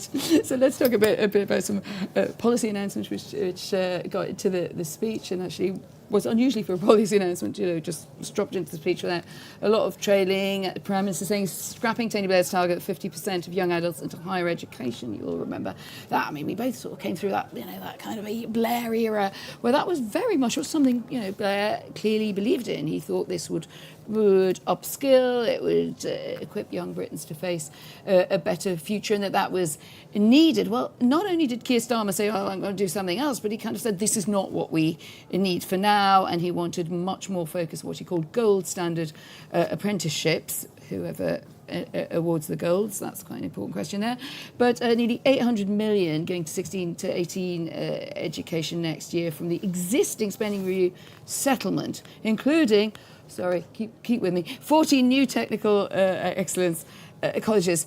Now, it sounds a bit like this is a reallocation of resources within your budget, albeit with a different philosophy. So, is that really enough to be a game changer? So, moving towards what the Prime Minister announced today in his speech was the kind of the intention behind our spending review settlement, which is to make sure we've got enough money going into our further education colleges, enough money to create brilliant training opportunities and apprenticeships for young people. But what we've also got in parallel was the announcement that I made yesterday about maintenance grants, new targeted maintenance grants for students. And when I say students, I don't just mean university students. This will also apply to college students doing technical and vocational courses at levels 4 to 6. So it's both of those things together. And I think it does, going back to the start when you talked about the Blair era target around university, that was of its time, because at the point at which Labour formed that government back in 97, the numbers of young people going to university were far below that point, even lower when you took into account young people from working class backgrounds. We've obviously seen big steps forward in that regard. What we need now is there to be great routes both on the technical and vocational side alongside university routes for our young people, but also the chance for adults throughout their lives to get on, to upskill, to retrain. And this addresses the gap in the education system that's been there for a long time, where we're weaker than many of our international comparators like Germany, who've got a much stronger technical offer. And if you're from the university sector, we were introduced by the University of Liverpool before we took the stage, you might be a bit worried about this, particularly as we know the university sector is having problems. It's seen an exodus of foreign students. It's not been able to adjust for that. A lot of cost models are suffering. You might also think, well, you're just going to come under pressure from this to sort of turn yourself into a 2-year kind of qualification machine. Is this a problem for the university sector?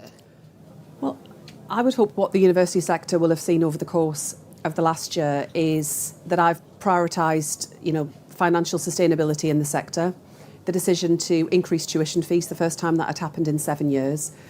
But I also think the part that has to run alongside it is more support for students from less well-off backgrounds, and that's what I'm doing through the introduction of maintenance grants. We'll pay for that through the International Students Levy, so I think it is right that we do it in that way. But I do recognise, and we just heard there about the University of Liverpool, the amazing contribution that our universities make to our towns and cities, to our regional economies, to growth, to opportunities for adults and young people alike. I want to make sure that they're there for many, many years into the future, and financial sustainability is a critical part of that. Let's talk about schools, because that's obviously very much at the heart of your brief. When we go back to term time from this, I don't know if you can call this a holiday, but it feels like it's a bit different from the day job in the department. Has the Chancellor given you the cash to roll out the breakfast clubs? I know it's really the policy you're very strongly personally associated with and have driven forward. It's one of the policies we've heard about a lot this week. Of come on, give Labour credit. It has done some things that were not there before under quite straightened financial circumstances. Now, you've announced 2,000 more schools to join those from next April. 80 million funding is available. We hear a lot, if you're around and you talk to schools, cover the sector, or actually just talk to a lot of people who have to deliver this, that they worry it won't be delivered in full, and they're also just worried that, although it sounds like a lot of money, but when you get down to the community, to the schools levels, it's not enough for what they would like to do to be in line with your policy. So we do want to get the rollout right, and that's why we didn't just move to a full rollout. We did the first 750 early adopters to test the funding model to make sure schools are able to deliver it, with support around how they might manage the staffing in terms of breakfast clubs.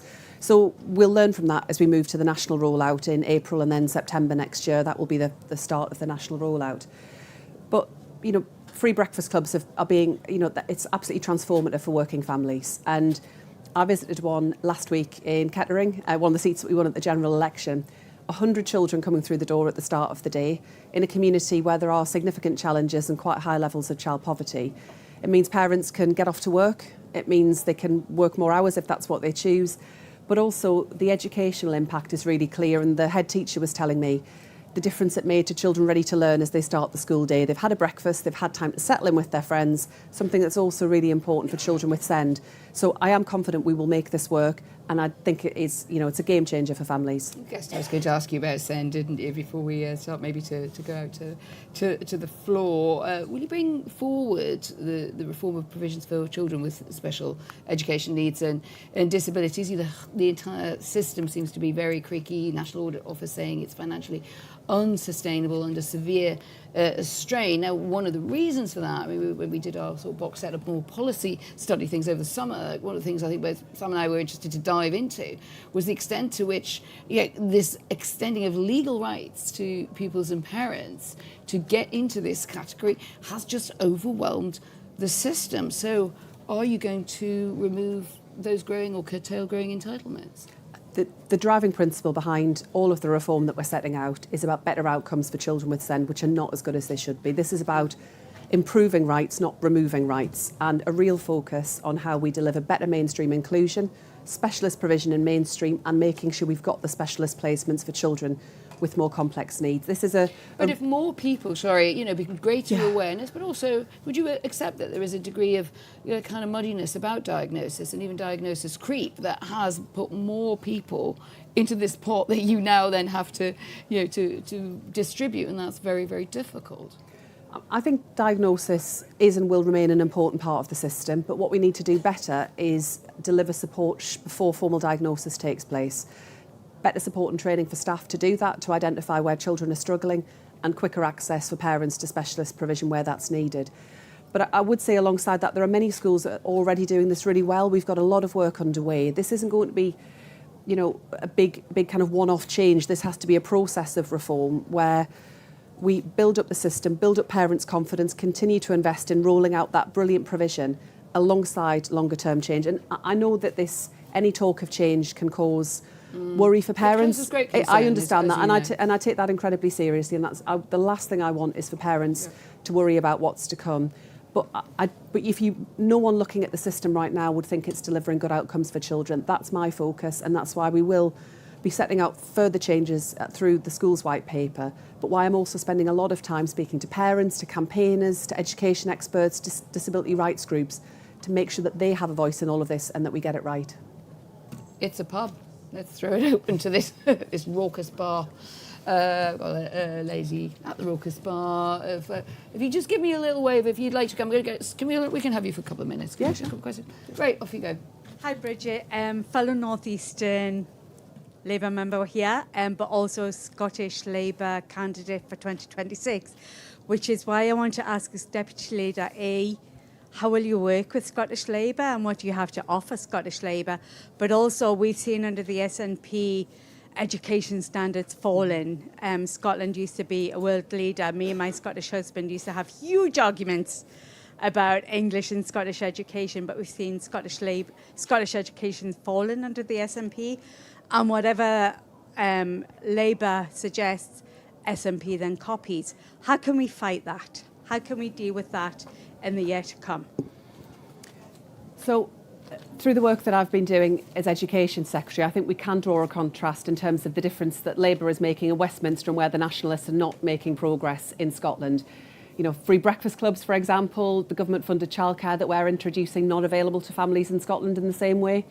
And that's something I've talked about a lot with Pam Duncan-Glancy, our amazing education spokesperson who I work with really closely. And I think that's my message. I do already work really closely with our colleagues in Scotland. I was up there last week. I've been up there many, many times over the years, including in the general election and, dare I talk about it, the referendum campaign back when. So, and we've always had strong links between the North East and Scotland, so I think I'm well placed to do that, to work with Annas and Scottish colleagues going into those crucial elections in May. And actually, my granddad was also educated for most of his life in Scotland and used to always tell me as a kid about how Scotland, led the world really in terms of access to education. And to see how far things have slipped, that huge attainment gap that the Nats have presided over, I think we really have to challenge them on. You've got come to North East 5? I'll be happy to show you you've got County Durham and Houghton and Sunderland here up on this stage. There's a massive diversity. County Durham and the North East quite well represented on this stage tonight. Yay! Who else has got a question? Yeah, Mason. I mean, he's one of us, but he's not bad. The Prime Minister's talked a lot about the politics of grievance today. Is there any sense that your leadership rather has a bit of an axe to grind after being sacked from the cabinet, rather? I'm not going to speak for Lucy. I mean, we've always got on well. It's a good contest.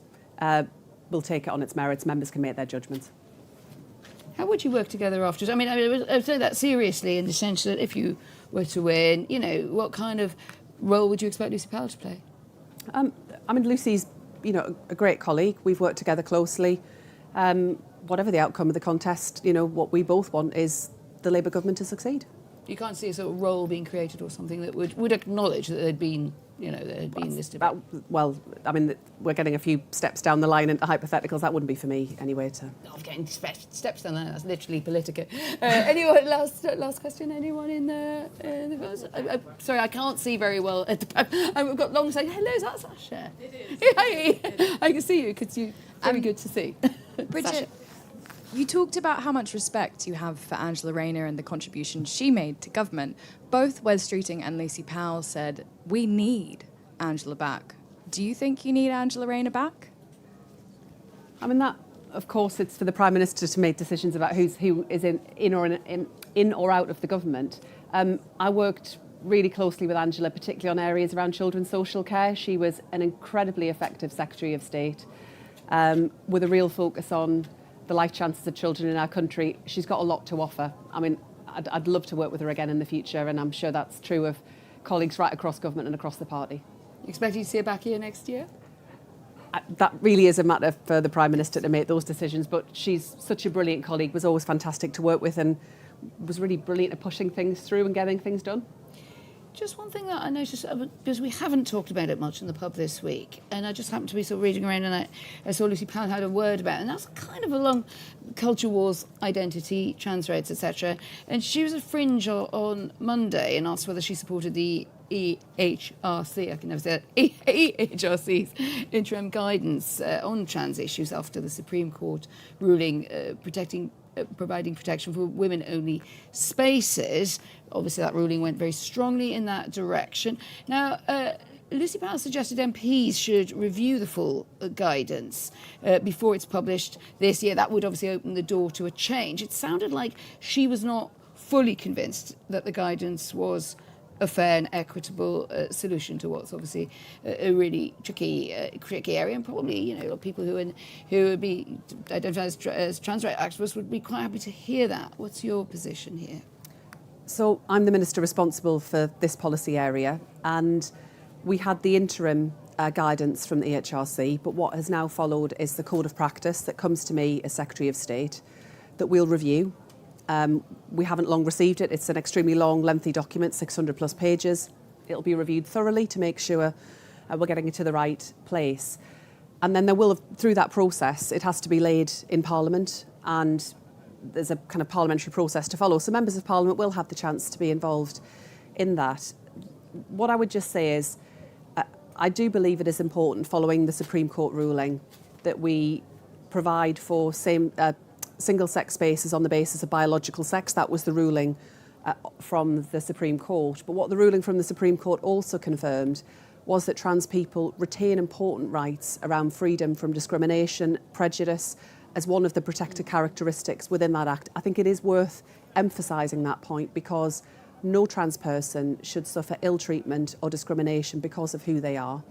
And that is also why we're taking steps around hate crime against trans people, why we'll also bring forward a draft conversion practices bill with that will be fully trans inclusive. So this is about making sure that everyone in our society has the access to the provision they need, the services they need, and are treated with respect.